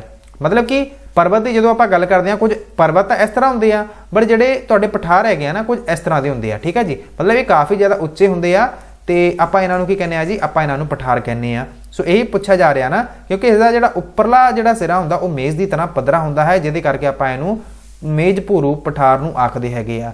ਜਲ ਮੰਡਲ ਦੀ ਮਨੁੱਖ ਲਈ ਕੀ ਮਹੱਤਤਾ ਹੈ? ਜਲ ਮੰਡਲ ਤੋਂ ਮਨੁੱਖਾਂ, ਜੀਵ ਜੰਤੂਆਂ ਅਤੇ ਪੇੜ ਪੌਦਿਆਂ ਨੂੰ ਪਾਣੀ ਪ੍ਰਾਪਤ ਹੁੰਦਾ ਹੈ ਜੋ ਕਿ ਉਹਨਾਂ ਦੇ ਜਿਉਂਦੇ ਰਹਿਣ ਲਈ ਬਹੁਤ ਜ਼ਿਆਦਾ ਜ਼ਰੂਰੀ ਹੈ। ਵਾਟਰ ਦੀ ਜਿਹੜੀ ਇੰਪੋਰਟੈਂਸ ਹੈਗੀ ਆਪਾਂ ਨੂੰ ਸਾਰਿਆਂ ਨੂੰ ਪਤਾ, ਖੇਤੀਬਾੜੀ ਕਰਨ ਲਈ, ਪਾਣੀ ਪੀਣ ਲਈ, ਕੱਪੜੇ ਧੋਣ ਲਈ, ਪੌਦਿਆਂ ਨੂੰ ਦੇਣ ਲਈ ਅਤੇ ਇਹਨਾਂ ਸਾਰੀਆਂ ਹੀ ਚੀਜ਼ਾਂ ਲਈ ਪਾਣੀ ਦੀ ਕਾਫੀ ਜ਼ਿਆਦਾ ਵਰਤੋਂ ਹੁੰਦੀ ਹੈ। ਸੋ ਜਿਹਦੇ ਕਰਕੇ ਜਿਹੜਾ ਜਲ ਮੰਡਲ ਹੈ ਇਹਦੇ ਲਈ ਕਾਫੀ ਇੰਪੋਰਟੈਂਸ ਹੈਗੀ ਆਪਣੀ ਹਿਊਮਨ ਬੀਇੰਗਸ ਲਈ। ਜਲ ਮੰਡਲ ਵਰਖਾ ਲਿਆਉਣ ਲਈ ਵੀ ਸਹਾਇਤਾ ਕਰਦਾ ਹੈ। ਇਸ ਤੋਂ ਇਲਾਵਾ ਦਰਿਆ, ਝੀਲਾਂ ਅਤੇ ਸਾਗਰ ਮੱਛੀਆਂ ਦੇ ਰੂਪ ਵਿੱਚ ਮਨੁੱਖ ਨੂੰ ਭੋਜਨ ਪ੍ਰਦਾਨ ਕਰਦੇ ਹਨ। ਅੱਗੇ ਵੇਖੋ ਜੀ, ਮਹਾਦੀਪ ਕਿਸ ਨੂੰ ਆਖਦੇ ਹਨ? ਮਹਾਦੀਪ ਧਰਤੀ ਦੇ ਉਹ ਵੱਡੇ ਭਾਗ ਹੁੰਦੇ ਹਨ ਜਿਹੜੇ 3 ਜਾਂ 4 ਪਾਸਿਆਂ ਤੋਂ ਪਾਣੀ ਨਾਲ ਘਿਰੇ ਹੁੰਦੇ ਹਨ। ਸੋ ਆਪਾਂ ਉਹਨਾਂ ਨੂੰ ਕੀ ਕਹਿੰਦੇ ਆ ਜੀ? ਆਪਾਂ ਉਹਨਾਂ ਨੂੰ ਮਹਾਦੀਪ ਦਾ ਨਾਮ ਦਿੰਨੇ ਆ। ਠੀਕ ਹੈ ਜੀ, ਕੌਂਟੀਨੈਂਟ ਕਹਿੰਦੇ ਆ ਅੰਗਰੇਜ਼ੀ ਵਿੱਚ। ਸੋ ਉਹ ਬਹੁਤ ਹੀ ਵੱਡੇ ਵੱਡੇ ਭਾਗ ਹੁੰਦੇ ਆ ਜੀ, ਜਿਵੇਂ ਕਿ ਆਪਣੇ ਧਰਤੀ ਤੇ 7 ਮਹਾਦੀਪ ਵੇਖਣ ਨੂੰ ਮਿਲਦੇ ਹੈਗੇ ਆ। ਧਰਤੀ ਦੇ ਕਿੰਨੇ ਮਹਾਦੀਪ ਹਨ ਤੇ ਇਹਨਾਂ ਦੇ ਨਾਮ ਲਿਖੋ, ਤੇ ਸਭ ਤੋਂ ਵੱਡਾ ਮਹਾਦੀਪ ਕਿਹੜਾ ਹੈਗਾ ਜੀ, ਇਹਦੇ ਬਾਰੇ ਵੀ ਆਪਾਂ ਗੱਲ ਕਰਦੇ ਹਾਂ। ਸਭ ਤੋਂ ਜਿਹੜਾ ਵੱਡਾ ਮਹਾਦੀਪ ਹੈਗਾ ਜੀ ਉਹ ਤਾਂ ਹੈਗਾ ਜੀ ਏਸ਼ੀਆ, ਜਿਹਦੇ ਵਿੱਚ ਆਪਣਾ ਭਾਰਤ ਵੀ ਆਉਂਦਾ ਹੈ, ਪਾਕਿਸਤਾਨ ਵੀ ਆਉਂਦਾ ਹੈ, ਨੇਪਾਲ ਵੀ ਆਉਂਦਾ ਹੈ, ਭੂਟਾਨ ਵੀ ਆਉਂਦਾ ਹੈ, ਚਾਈਨਾ ਵੀ ਆਉਂਦਾ ਹੈ। ਸੋ ਇਹਨੂੰ ਆਪਾਂ ਏਸ਼ੀਆ ਦਾ ਨਾਮ ਦਿੰਨੇ ਆ। ਤੇ ਇਹਦੇ ਵਿੱਚ ਤੁਹਾਨੂੰ ਇੱਕ ਜਿਹੜਾ ਆਪਾਂ ਗੱਲ ਕਰਦੇ ਆ ਕਿ ਆਪਣੇ ਧਰਤੀ ਤੇ 7 ਤਰ੍ਹਾਂ ਦੇ ਮਹਾਦੀਪ ਹੈਗੇ ਨੇ ਜੀ, ਇਹ ਵੇਖਣ ਨੂੰ ਮਿਲਦੇ ਆ। ਪਹਿਲੇ ਤੇ ਹੈ ਏਸ਼ੀਆ, ਦੂਜੇ ਤੇ ਹੈ ਅਫਰੀਕਾ, ਤੀਸਰੇ ਤੇ ਹੈ ਯੂਰਪ, ਚੌਥੇ ਤੇ ਹੈ ਜੀ ਉੱਤਰੀ ਅਮਰੀਕਾ, ਪੰਜਵੇਂ ਤੇ ਹੈ ਜੀ ਦੱਖਣੀ ਅਮਰੀਕਾ, ਛੇਵੇਂ ਤੇ ਹੈ ਜੀ ਆਸਟ੍ਰੇਲੀਆ, ਤੇ ਛੇਵੇਂ ਤੇ ਹੈ ਜੀ 7ਵੇਂ ਤੇ ਹੈ ਜੀ ਅੰਟਾਰਕਟਿਕ। ਤੇ ਅੰਟਾਰਕਟਿਕ ਬਾਰੇ ਤੁਸੀਂ ਜ਼ਿਆਦਾ ਸੁਣਿਆ ਵੀ ਨਹੀਂ ਹੋਣਾ, ਕਿਉਂਕਿ ਇੱਥੇ ਆਬਾਦੀ ਜਿਹੜੀ ਹੈਗੀ ਹੈ ਜੀ ਉਹ ਨਾ ਮਾਤਰ ਰਹਿੰਦੀ ਆ, ਕਿਉਂਕਿ ਇੱਥੇ ਬਹੁਤ ਜ਼ਿਆਦਾ ਠੰਡ ਪੈਣ ਕਰਕੇ ਮਨੁੱਖੀ ਬਸਤੀਆਂ ਬਣਾਉਣਾ ਬਹੁਤ ਹੀ ਔਖਾ ਕੰਮ ਹੈ। ਹੁਣ ਆਪਾਂ ਗੱਲ ਕਰਦੇ ਹਾਂ ਮਹਾਸਾਗਰਾਂ ਦੇ ਨਾਮ ਦੱਸੋ। ਗਲੋਬ ਤੇ ਮਹਾਸਾਗਰਾਂ ਨੂੰ ਕਿਹੜੇ ਰੰਗ ਨਾਲ ਦਰਸਾਇਆ ਜਾਂਦਾ ਹੈ? ਸੰਸਾਰ ਵਿੱਚ ਤੁਹਾਨੂੰ ਆਮ ਤੌਰ ਤੇ 4 ਤਰ੍ਹਾਂ ਦੇ ਮਹਾਸਾਗਰ ਵੇਖਣ ਨੂੰ ਮਿਲਦੇ ਆ। ਪਹਿਲੇ ਤੇ ਹੈ ਜੀ ਸ਼ਾਂਤ ਮਹਾਸਾਗਰ, ਦੂਜੇ ਤੇ ਹੈ ਜੀ ਅੰਧ ਮਹਾਸਾਗਰ, ਤੀਸਰੇ ਤੇ ਹੈ ਜੀ ਹਿੰਦ ਮਹਾਸਾਗਰ, ਚੌਥੇ ਤੇ ਹੈ ਜੀ ਆਰਕਟਿਕ ਮਹਾਸਾਗਰ। ਸਭ ਤੋਂ ਵੱਡਾ ਮਹਾਸਾਗਰ ਦੀ ਜੇਕਰ ਆਪਾਂ ਗੱਲ ਕਰੀਏ ਉਹਦਾ ਨਾਮ ਹੈਗਾ ਜੀ ਸ਼ਾਂਤ ਮਹਾਸਾਗਰ। ਤੇ ਗਲੋਬ ਤੇ ਮਹਾਸਾਗਰਾਂ ਨੂੰ ਦਰਸਾਉਣ ਲਈ ਆਪਾਂ ਨੀਲੇ ਰੰਗ ਦੀ ਵਰਤੋਂ ਕਰਦੇ ਹਾਂ। ਕਿਹੜੇ ਰੰਗ ਦੀ ਵਰਤੋਂ ਕਰਦੇ ਹਾਂ? ਨੀਲੇ ਰੰਗ ਦੀ। ਜੀਵ ਮੰਡਲ ਕਿਸ ਨੂੰ ਆਖਦੇ ਹਨ? ਇਸ ਬਾਰੇ ਸੰਖੇਪ ਜਾਣਕਾਰੀ ਦਿਓ। ਧਰਤੀ ਦੇ ਜਿਸ ਭਾਗ ਤੇ ਵੱਖ-ਵੱਖ ਜੀਵ ਜੰਤੂ ਅਤੇ ਪੇੜ ਪੌਦੇ ਰਹਿੰਦੇ ਹਨ ਉਸ ਨੂੰ ਜੀਵ ਮੰਡਲ ਕਹਿੰਦੇ ਹਨ। ਇਸ ਨੂੰ ਜੀਵਨ ਪੱਟੀ ਵੀ ਕਿਹਾ ਜਾਂਦਾ ਹੈ। ਇਹ ਧਰਤੀ ਦੀ ਤਹਿ ਤੋਂ ਕੁਝ ਹੇਠਾਂ ਪਾਣੀ ਵਿੱਚ ਅਤੇ ਧਰਤੀ ਦੀ ਤਹਿ ਤੋਂ ਕੁਝ ਉੱਪਰ ਹਵਾ ਤੱਕ ਫੈਲਿਆ ਹੁੰਦਾ ਹੈ। ਸੋ ਬੇਸਿਕਲੀ ਇਹਨਾਂ ਨੇ ਇਹ ਗੱਲ ਕੀਤੀ ਹੈ ਕਿ ਜੀਵ ਮੰਡਲ ਜਿਹੜੇ ਵੀ ਹੁਣ ਆਪਾਂ ਮੰਡਲ ਪੜ੍ਹੇ ਆ ਨਾ, ਜਿਵੇਂ ਕਿ ਆਪਾਂ ਪੜ੍ਹਿਆ ਸੀਗਾ ਜੀ ਕਿ ਆਪਣੇ ਧਰਤੀ ਦੇ ਉੱਤੇ ਕਿੰਨੇ ਮੰਡਲ ਪਾਏ ਜਾਂਦੇ ਆ ਜੀ, ਜਿਵੇਂ ਕਿ ਜਲ ਮੰਡਲ ਹੋ ਗਿਆ ਜੀ, ਵਾਯੂ ਮੰਡਲ ਹੋ ਗਿਆ ਤੇ ਥਲ ਮੰਡਲ ਹੋ ਗਿਆ, ਜਿਨ੍ਹਾਂ ਦੀ ਗੱਲ ਆਪਾਂ ਹੁਣੇ ਕੀਤੀ ਸੀਗੀ। ਜਿੱਥੇ ਥਲ ਮੰਡਲ, ਜਲ ਮੰਡਲ ਤੇ ਵਾਯੂ ਮੰਡਲ ਆ ਜਾਂਦੇ ਆ ਨਾ ਇਕੱਠੇ, ਇਹਨਾਂ ਨੂੰ ਆਪਾਂ ਜੀਵ ਮੰਡਲ ਦਾ ਨਾਮ ਦਿੰਨੇ ਆ। ਕਿਹਦਾ ਨਾਮ ਦਿੰਨੇ ਆ ਜੀ? ਜੀਵ ਮੰਡਲ ਦਾ ਨਾਮ ਦਿੰਨੇ ਆ। ਤੇ ਜਿਸ ਭਾਗ ਵਿੱਚ ਮਤਲਬ ਕਿ ਇਹ ਜਦੋਂ ਸਾਰੇ ਆ ਜਾਣ ਤੇ ਉੱਥੇ ਜਿਹੜੀ ਲਾਈਫ ਹੈਗੀ ਆ, ਜ਼ਿੰਦਗੀ ਹੈਗੀ ਆ ਸਾਰਿਆਂ ਦੀ, ਉਹ ਪੋਸੀਬਲ ਹੋ ਜਾਂਦੀ ਆ, ਸਾਰੇ ਉੱਥੇ ਜੀ ਸਕਦੇ ਨੇ। ਇਹਨੂੰ ਆਪਾਂ ਜੀਵ ਮੰਡਲ ਦਾ ਨਾਮ ਦਿੰਨੇ ਆ। ਜੀਵ ਮੰਡਲ ਦਾ ਪ੍ਰਮੁੱਖ ਪਾਣੀ ਹੋਣ ਕਰਕੇ ਮਨੁੱਖ ਨੂੰ ਕਿਹਨਾਂ ਗੱਲਾਂ ਦਾ ਧਿਆਨ ਰੱਖਣਾ ਚਾਹੀਦਾ ਹੈ? ਮਨੁੱਖ ਨੂੰ ਵੱਧਦੀ ਜਨਸੰਖਿਆ ਤੇ ਰੋਕ ਲਾਉਣੀ ਚਾਹੀਦੀ ਹੈ। ਇਹਦੇ ਵਿੱਚ ਇਹ ਦੱਸਿਆ ਹੋਇਆ ਕੁਦਰਤੀ ਸਾਧਨਾਂ ਦੀ ਸਾਵਧਾਨੀ ਨਾਲ ਵਰਤੋਂ ਕਰਨੀ ਚਾਹੀਦੀ ਹੈ ਤੇ ਮਨੁੱਖ ਨੂੰ ਜਿਉ ਅਤੇ ਜਿਉਣ ਦਿਓ ਦਾ ਨਿਯਮ ਅਪਣਾਉਣਾ ਚਾਹੀਦਾ ਹੈ। ਖਾਲੀ ਥਾਵਾਂ ਭਰੋ ਵੀ ਵੇਖ ਲੈਂਦੇ ਆ ਤੇ ਉਸ ਤੋਂ ਬਾਅਦ ਆਪਾਂ ਮਿਲਾਨ ਕਰੋ ਵੀ ਵੇਖ ਲਾਂਗੇ। ਖਾਲੀ ਥਾਵਾਂ ਭਰੋ ਦੇ ਵਿੱਚ ਸਭ ਤੋਂ ਛੋਟਾ ਮਹਾਦੀਪ ਕਿਹੜਾ ਹੈਗਾ ਜੀ? ਸੋ ਆਸਟ੍ਰੇਲੀਆ ਜਿਹੜਾ ਹੈਗਾ ਜੀ, ਆਸਟ੍ਰੇਲੀਆ ਨਾਮ ਦਾ ਮਹਾਦੀਪ, ਇਹ ਸਭ ਤੋਂ ਛੋਟਾ ਮਹਾਦੀਪ ਤੁਹਾਨੂੰ ਵੇਖਣ ਨੂੰ ਮਿਲਦਾ ਹੈ। ਦੂਸਰੇ ਨੰਬਰ ਤੇ ਵੱਡਾ ਮਹਾਦੀਪ ਦਾ ਕੀ ਨਾਮ ਹੈਗਾ ਜੀ? ਪਹਿਲੇ ਨੰਬਰ ਤੇ ਜਿਵੇਂ ਕਿ ਸੀਗਾ ਜੀ ਏਸ਼ੀਆ, ਏਸ਼ੀਆ ਨਾਮ ਦਾ ਮਹਾਦੀਪ ਸਾਰਿਆਂ ਨਾਲੋਂ ਵੱਡਾ ਮਹਾਦੀਪ ਹੈ। ਤੇ ਦੂਸਰੇ ਨੰਬਰ ਤੇ ਜਿਹੜਾ ਸਭ ਤੋਂ ਵੱਡਾ ਮਹਾਦੀਪ ਹੈਗਾ ਜੀ ਉਹਦਾ ਕੀ ਨਾਮ ਹੈ ਜੀ? ਉਹਦਾ ਨਾਮ ਹੈਗਾ ਜੀ ਅਫਰੀਕਾ। ਅਫਰੀਕਾ ਨਾਮ ਦਾ ਮਹਾਦੀਪ ਦੂਸਰੇ ਨੰਬਰ ਤੇ ਸਭ ਤੋਂ ਵੱਡਾ ਮਹਾਦੀਪ ਹੈ। ਆਰਕਟਿਕ ਸਾਗਰ ਨੇ ਕਿਹੜੇ ਧਰੁਵ ਨੂੰ ਚੁਫੇਰਿਓਂ ਘੇਰਿਆ ਹੋਇਆ ਹੈ? ਸੋ ਇਹਦਾ ਜਵਾਬ ਹੈਗਾ ਜੀ ਉੱਤਰੀ ਧਰੁਵ ਨੂੰ। ਆਰਕਟਿਕ ਸਾਗਰ ਨੇ ਉੱਤਰੀ ਧਰੁਵ ਨੂੰ ਆਪਣੇ ਮਤਲਬ ਚਾਰੋਂ ਚੁਫੇਰਿਓਂ ਘੇਰਿਆ ਹੋਇਆ ਹੈ। ਅੱਗੇ ਵੇਖੋ, ਦੱਖਣੀ ਮਹਾਸਾਗਰ ਨੇ ਦੱਖਣੀ ਅਮਰੀਕਾ ਨੂੰ ਮਹਾਦੀਪ ਨੂੰ ਘੇਰਿਆ ਹੋਇਆ ਹੈ ਜੀ। ਠੀਕ ਹੈ ਜੀ, ਦੱਖਣੀ ਅਮਰੀਕਾ ਮਹਾਦੀਪ ਨੂੰ ਘੇਰਿਆ ਹੋਇਆ ਹੈ। ਧਰਤੀ ਦਾ ਕਿੰਨਾ ਹਿੱਸਾ ਪਾਣੀ ਨਾਲ ਘਿਰਿਆ ਹੋਇਆ ਹੈ? ਉਹ ਹੈਗਾ ਜੀ 2/3 ਭਾਗ। 2/3 ਭਾਗ ਦਾ ਜਿਹੜਾ ਹਿੱਸਾ ਹੈਗਾ ਜੀ ਪਾਣੀ ਨਾਲ ਘਿਰਿਆ ਹੋਇਆ ਹੈਗਾ ਜੇਕਰ ਆਪਾਂ ਧਰਤੀ ਦੀ ਗੱਲ ਕਰਦੇ ਹਾਂ। ਇਹੋ ਜਿਹਾ ਕਿਹੜਾ ਮਹਾਦੀਪ ਹੈ ਜਿਹਨੂੰ ਚਿੱਟਾ ਮਹਾਦੀਪ ਕਹਿੰਦੇ ਆ? ਉਹ ਹੈਗਾ ਜੀ ਅੰਟਾਰਕਟਿਕ। ਕਿਉਂ ਕਿਹਾ ਜਾਂਦਾ ਹੈ? ਕਿਉਂਕਿ ਇਹ ਮਹਾਦੀਪ ਬਰਫ਼ ਨਾਲ ਤਾਂ ਢਕਿਆ ਹੋਇਆ ਤੇ ਆਪਾਂ ਇਹਨੂੰ ਚਿੱਟਾ ਮਹਾਦੀਪ ਹੀ ਕਹਾਂਗੇ ਨਾ। ਸੋ ਆਪਸ਼ਨ ਨੰਬਰ ਜਿਹੜਾ ਇੱਥੇ ਵੇਖ ਸਕਦੇ ਹੋ, ਅੰਟਾਰਕਟਿਕ ਮਹਾਦੀਪ ਨੂੰ ਚਿੱਟਾ ਮਹਾਦੀਪ ਆਖਦੇ ਆ। ਅੱਗੇ ਹੈਗਾ ਜੀ ਡੈਸ਼ ਪਰਿਮੰਡਲ ਨੂੰ ਤਿੰਨੋਂ ਪਰਿਮੰਡਲ ਪ੍ਰਭਾਵਿਤ ਕਰਦੇ ਹਨ। ਸੋ ਜੀਵ ਪਰਿਮੰਡਲ ਨੂੰ ਕਿਹੜੇ ਤਿੰਨੋਂ ਪਰਿਮੰਡਲ ਪ੍ਰਭਾਵਿਤ ਕਰਦੇ ਨੇ ਜੀ? ਜਿਵੇਂ ਕਿ ਆ ਗਿਆ ਜੀ ਥਲ ਮੰਡਲ ਆ ਗਿਆ ਜੀ, ਥਲ ਮੰਡਲ ਦੇ ਨਾਲ ਆ ਗਿਆ ਜੀ ਵਾਯੂਮੰਡਲ, ਵਾਯੂਮੰਡਲ ਦੇ ਨਾਲ ਆ ਗਿਆ ਜੀ ਜਲ ਮੰਡਲ। ਸੋ ਇਹਨਾਂ ਤਿੰਨਾਂ ਪਰਿਮੰਡਲ ਜਿਹੜੇ ਹੈਗੇ ਆ ਜੀ ਇਹ ਪ੍ਰਭਾਵਿਤ ਕਰਦੇ ਹੈਗੇ ਜੀ ਮੰਡਲ ਨੂੰ। ਜੀ ਮੰਡਲ ਪਰਿਮੰਡਲ ਤੇ ਨੂੰ ਤਿੰਨੋਂ ਪਰਿਮੰਡਲ ਪ੍ਰਭਾਵਿਤ ਕਰਦੇ ਹੈਗੇ ਆ।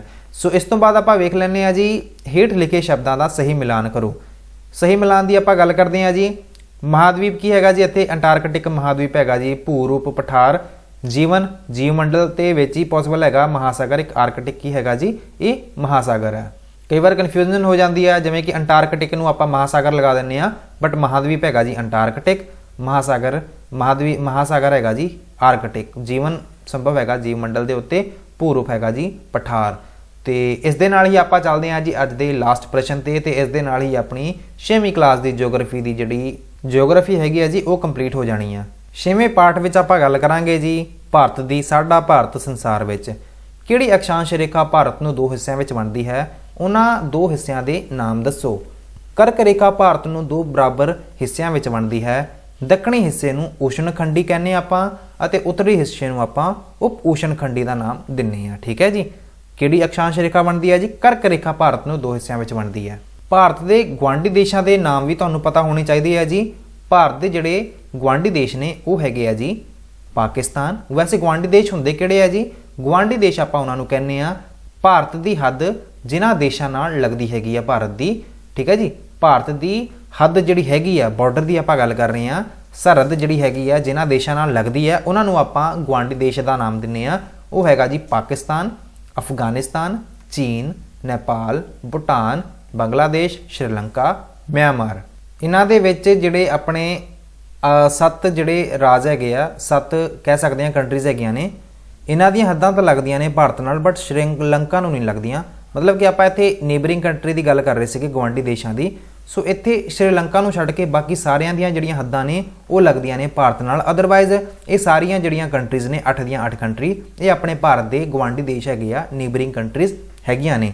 ਗਲੋਬ ਤੇ ਭਾਰਤ ਦੀ ਅਕਸ਼ਾਂਸ਼ ਅਤੇ ਦੇਸ਼ਾਂਤਰ ਸਥਿਤੀ ਦੱਸੋ। ਗਲੋਬ ਤੇ ਜੇਕਰ ਆਪਾਂ ਗੱਲ ਕਰੀਏ ਅਕਸ਼ਾਂਸ਼ ਅਤੇ ਦੇਸ਼ਾਂਤਰ ਸਥਿਤੀ ਹੈਗੀ ਹੈ ਜੀ, ਇਹ ਤੁਹਾਨੂੰ ਥੋੜਾ ਜਿਹਾ ਰੱਟਾ ਲਗਾਉਣਾ ਪੈ ਸਕਦਾ ਹੈ ਜੀ ਕਿ ਭਾਰਤ 8 ਡਿਗਰੀ 4 ਮਿੰਟ ਉੱਤਰ ਤੋਂ ਲੈ ਕੇ 37 ਡਿਗਰੀ 6 ਮਿੰਟ ਉੱਤਰ ਅਕਸ਼ਾਂਸ਼ ਅਤੇ 68 ਡਿਗਰੀ 7 ਮਿੰਟ ਪੂਰਬ ਤੋਂ ਲੈ ਕੇ 97 ਡਿਗਰੀ 25 ਮਿੰਟ ਪੂਰਬ ਦੇਸ਼ਾਂਤਰ ਤੱਕ ਫੈਲਿਆ ਹੋਇਆ ਹੈ। ਸੋ ਇਹਨੂੰ ਤੁਸੀਂ ਚੰਗੇ ਤਰੀਕੇ ਨਾਲ ਯਾਦ ਕਰ ਲਿਓ, ਕਈ ਵਾਰ ਇਹ ਵੀ ਐਗਜ਼ਾਮ ਵਿੱਚ ਪੁੱਛ ਲਿਆ ਜਾਂਦਾ। ਭਾਰਤ ਨੂੰ ਇੱਕ ਉਪ ਮਹਾਦਵੀਪ ਕਿਉਂ ਕਿਹਾ ਜਾਂਦਾ ਹੈ? ਭਾਰਤ ਇੱਕ ਵੱਡਾ ਦੇਸ਼ ਹੈ ਅਤੇ ਇਹ 3 ਪਾਸਿਆਂ ਤੋਂ ਪਾਣੀ ਨਾਲ ਘਿਰਿਆ ਹੋਇਆ ਹੈ, ਇਸ ਕਰਕੇ ਆਪਾਂ ਇਹਨੂੰ ਉਪ ਮਹਾਦਵੀਪ ਕਹਿੰਦੇ ਆ। ਕਿਉਂ ਕਹਿੰਦੇ ਆ ਜੀ? ਕਿਉਂਕਿ ਇਹ 3 ਪਾਸਿਆਂ ਤੋਂ ਪਾਣੀ ਨਾਲ ਘਿਰਿਆ ਹੋਇਆ, ਜਿਹਦੇ ਕਰਕੇ ਭਾਰਤ ਨੂੰ ਇੱਕ ਉਪ ਮਹਾਦਵੀਪ ਦਾ ਨਾਮ ਦਿੱਤਾ ਗਿਆ ਹੈ। ਭਾਰਤ ਨੂੰ ਰਾਜਨੀਤਿਕ ਤੌਰ ਤੇ ਕਿੰਨੇ ਰਾਜਾਂ ਵਿੱਚ ਅਤੇ ਕਿੰਨੇ ਕੇਂਦਰ ਸ਼ਾਸਿਤ ਪ੍ਰਦੇਸ਼ਾਂ ਵਿੱਚ ਵੰਡਿਆ ਗਿਆ ਹੈ? ਸੋ ਭਾਰਤ ਨੂੰ ਅੱਜ ਦੇ ਟਾਈਮ ਵਿੱਚ 28 ਰਾਜਾਂ ਵਿੱਚ ਅਤੇ 8 ਕੇਂਦਰ ਸ਼ਾਸਿਤ ਪ੍ਰਦੇਸ਼ਾਂ ਵਿੱਚ ਵੰਡਿਆ ਗਿਆ ਹੈ। ਉਹਨਾਂ 3 ਸਾਗਰਾਂ ਦੇ ਨਾਂ ਲਿਖੋ ਜਿਨ੍ਹਾਂ ਨੇ ਭਾਰਤ ਦੇ ਪ੍ਰਾਇਦੀਪ ਨੂੰ ਕੀ ਕੀਤਾ ਹੈ ਜੀ? ਭਾਰਤ ਦੇ ਪ੍ਰਾਇਦੀਪ ਨੂੰ ਘੇਰਿਆ ਹੋਇਆ ਹੈ। ਸੋ ਜਿਵੇਂ ਮੰਨ ਲਓ ਇਹ ਆਪਣਾ ਹੈਗਾ ਜੀ ਭਾਰਤ, ਇਹ ਥੱਲੇ ਵਾਲਾ ਜਿਹੜਾ ਹਿੱਸਾ ਹੈਗਾ ਕੁਝ ਇਸ ਤਰ੍ਹਾਂ ਦਾ ਹੀ ਤੁਹਾਨੂੰ ਵੇਖਣ ਨੂੰ ਮਿਲਦਾ ਨਾ। ਸੋ ਮੰਨ ਲਓ ਇੱਕ ਭਾਰਤ ਦਾ ਜਿਹੜਾ ਹਿੱਸਾ ਹੈਗਾ, ਸੋ ਇੱਥੇ ਤੁਹਾਨੂੰ ਹਿੰਦ ਮਹਾਸਾਗਰ ਜਿਹੜਾ ਹੈਗਾ ਜੀ ਇੱਥੇ ਤੁਹਾਨੂੰ ਵੇਖਣ ਨੂੰ ਮਿਲਦਾ ਜੀ। ਜਦੋਂ ਆਪਾਂ ਗੱਲ ਕਰਦੇ ਹਾਂ ਆਹ ਵਾਲੇ ਪਾਸੇ ਵਿੱਚ ਤੁਹਾਨੂੰ ਹਿੰਦ ਮਹਾਸਾਗਰ ਵੇਖਣ ਨੂੰ ਮਿਲਦਾ। ਤੇ ਜੇਕਰ ਆਪਾਂ ਗੱਲ ਕਰੀਏ ਆਹ ਵਾਲੇ ਹਿੱਸੇ ਵਿੱਚ ਤੁਹਾਨੂੰ ਬੰਗਾਲ ਦੀ ਜਿਹੜੀ ਖਾੜੀ ਹੈਗੀ ਆ ਉਹ ਤੁਹਾਨੂੰ ਵੇਖਣ ਨੂੰ ਮਿਲਦੀ ਹੈ, ਬੰਗਾਲ ਦੀ ਖਾੜੀ। ਤੇ ਜੇ ਆਪਾਂ ਗੱਲ ਕਰੀਏ ਆਹ ਵਾਲੇ ਹਿੱਸੇ ਵਿੱਚ ਤੇ ਇੱਥੇ ਤੁਹਾਨੂੰ ਅਰਬ ਜਿਹੜਾ ਸਾਗਰ ਹੈਗਾ ਜੀ ਇਹ ਵੇਖਣ ਨੂੰ ਮਿਲਦਾ ਹੈਗਾ। ਕਿਹੜਾ ਸਾਗਰ ਜੀ? ਅਰਬ ਸਾਗਰ ਵੇਖਣ ਨੂੰ ਮਿਲਦਾ ਹੈਗਾ। ਸੋ ਇਹ ਜਿਹੜੀਆਂ ਤਿੰਨਾਂ ਪਾਸਿਆਂ ਤੋਂ ਤੁਹਾਨੂੰ ਕੀ ਵੇਖਦਾ ਜੀ? ਉਹ 3 ਸਾਗਰਾਂ ਦੇ ਨਾਮ ਲਿਖੋ ਜਿਹੜੇ ਕਿ ਭਾਰਤ ਪ੍ਰਾਇਦੀਪ ਨੂੰ ਘੇਰਿਆ ਹੋਇਆ ਹੈ। ਆਪਾਂ ਹੁਣ ਵੇਖ ਲੈਂਦੇ ਆ ਜੀ ਹੇਠਾਂ ਲਿਖੇ ਵਾਕਾਂ ਵਿੱਚ ਖਾਲੀ ਥਾਵਾਂ ਭਰੋ। ਆਕਾਰ ਦੇ ਅਨੁਸਾਰ ਭਾਰਤ ਦਾ ਸਭ ਤੋਂ ਵੱਡਾ ਜਿਹੜਾ ਰਾਜ ਹੈਗਾ ਜੀ ਉਹ ਕੀ ਹੈ ਜੀ? ਉਹਦਾ ਨਾਮ ਹੈਗਾ ਜੀ ਰਾਜਸਥਾਨ। ਰਾਜਸਥਾਨ ਜੇਕਰ ਆਪਾਂ ਗੱਲ ਕਰੀਏ ਏਰੀਆ ਵਾਈਜ਼ ਤੇ ਰਾਜਸਥਾਨ ਸਭ ਤੋਂ ਵੱਡਾ ਰਾਜ ਹੈਗਾ ਭਾਰਤ ਦੇ ਵਿੱਚ। ਗੋਆ ਸਭ ਤੋਂ ਛੋਟਾ ਰਾਜ ਹੈਗਾ ਜੇਕਰ ਆਪਾਂ ਗੱਲ ਕਰਦੇ ਹਾਂ ਕਿਹੜੇ ਪੱਖੋਂ? ਆਪਾਂ ਗੱਲ ਕਰਦੇ ਹਾਂ ਸਭ ਤੋਂ ਛੋਟਾ ਰਾਜ ਹੈਗਾ ਆ ਏਰੀਆ ਵਾਈਜ਼। ਹੁਣ ਆਪਾਂ ਗੱਲ ਕਰਦੇ ਹਾਂ ਇੰਦਰਾ ਪੁਆਇੰਟ ਭਾਰਤ ਦੇ ਬਿਲਕੁਲ ਦੱਖਣੀ ਸਿਰੇ ਤੇ ਹੈ ਤੇ ਕਸ਼ਮੀਰ ਤੋਂ ਕੰਨਿਆ ਕੁਮਾਰੀ, ਇਹ ਯਾਦ ਕਰ ਲਿਓ, ਕੰਨਿਆ ਕੁਮਾਰੀ ਤੱਕ ਭਾਰਤ ਇੱਕ ਹੈ। ਅਰੁਣਾਚਲ ਪ੍ਰਦੇਸ਼ ਭਾਰਤ ਦੇ ਕਿਹੜੇ ਭਾਗ ਵਿੱਚ ਹੈਗਾ ਜੀ? ਪੂਰਬੀ ਭਾਗਾਂ ਵਿੱਚ ਤੁਹਾਨੂੰ ਵੇਖਣ ਨੂੰ ਮਿਲਦਾ ਹੈ। ਤੇ ਲਾਸਟ ਤੇ ਆ ਗਿਆ ਜੀ ਮੈਚ ਦੀ ਕਾਲਮ। ਅੰਡਮਾਨ ਅਤੇ ਨਿਕੋਬਾਰ ਇਹ ਕੀ ਹੈਗੇ ਜੀ? ਭਾਰਤ ਦੇ ਦਵੀਪ ਸਮੂਹ ਹੈਗੇ ਆ, ਆਈਲੈਂਡ ਗਰੁੱਪਸ ਹੈਗੇ ਆ। ਸ਼੍ਰੀਲੰਕਾ ਕੀ ਹੈ ਜੀ? ਸਮੁੰਦਰੀ ਹੱਦ ਨਾਲ ਜੁੜਿਆ ਦੇਸ਼ ਹੈਗਾ ਜੀ। ਇਹ ਆਪਣੀ ਸਮੁੰਦਰੀ ਹੱਦ ਨਾਲ ਜੁੜਿਆ ਦੇਸ਼ ਹੈ। ਮਿਆਂਮਾਰ ਕੀ ਹੈ ਜੀ, ਸਾਡਾ ਪੂਰਬੀ ਗਵਾਂਢੀ ਹੈ ਤੇ ਅਫਗਾਨਿਸਤਾਨ ਕੀ ਹੈ ਜੀ, ਉੱਤਰ ਵੱਲ ਦੇ ਗਵਾਂਢੀ ਹੈਗੇ ਆ ਜੀ ਆਪਣੇ। ਸੋ ਇਹ ਆਪਣੀ 6ਵੀਂ ਕਲਾਸ ਦੀ ਜਿਹੜੀ ਜਿਓਗ੍ਰਾਫੀ ਸੀਗੀ, ਆਪਾਂ ਗੱਲ ਕਰਦੇ ਹਾਂ 6ਵੀਂ ਕਲਾਸ ਦੀ ਪੰਜਾਬ ਬੋਰਡ ਦੀ ਜਿਓਗ੍ਰਾਫੀ ਵਿੱਚ ਪਿੱਛੇ ਦਿੱਤੇ ਗਏ ਜਿੰਨੀਆਂ ਵੀ ਐਕਸਰਸਾਈਜ਼ ਦੇ ਜਿੰਨੇ ਵੀ ਪ੍ਰਸ਼ਨ ਸੀਗੇ ਸਾਰੇ ਆਪਾਂ ਡਿਸਕਸ ਕਰ ਚੁੱਕੇ ਹਾਂ। ਉਮੀਦ ਮੈਂ ਇਹੀ ਕਰੂੰਗਾ ਕਲਾਸ ਤੁਹਾਨੂੰ ਹੈਲਪਫੁਲ ਲੱਗੀ ਹੋਊਗੀ ਤੇ ਜਿਹੜੇ ਸਾਥੀਆਂ ਨੇ ਤਿਆਰੀ ਛੱਡੀ ਹੋਈ ਸੀਗੀ ਉਹਨਾਂ ਨੂੰ ਇੱਕ ਬੇਸਿਕ ਜਾਣਕਾਰੀ ਤੇ ਜਿਨ੍ਹਾਂ ਨੇ ਇਹ ਪਾਠ ਪਹਿਲਾਂ ਹੀ ਪੜ੍ਹੇ ਹੋਏ ਨੇ ਉਹਨਾਂ ਦੀ ਇੱਕ ਰਿਵੀਜ਼ਨ ਜ਼ਰੂਰ ਹੋ ਗਈ ਹੋਣੀ ਆ।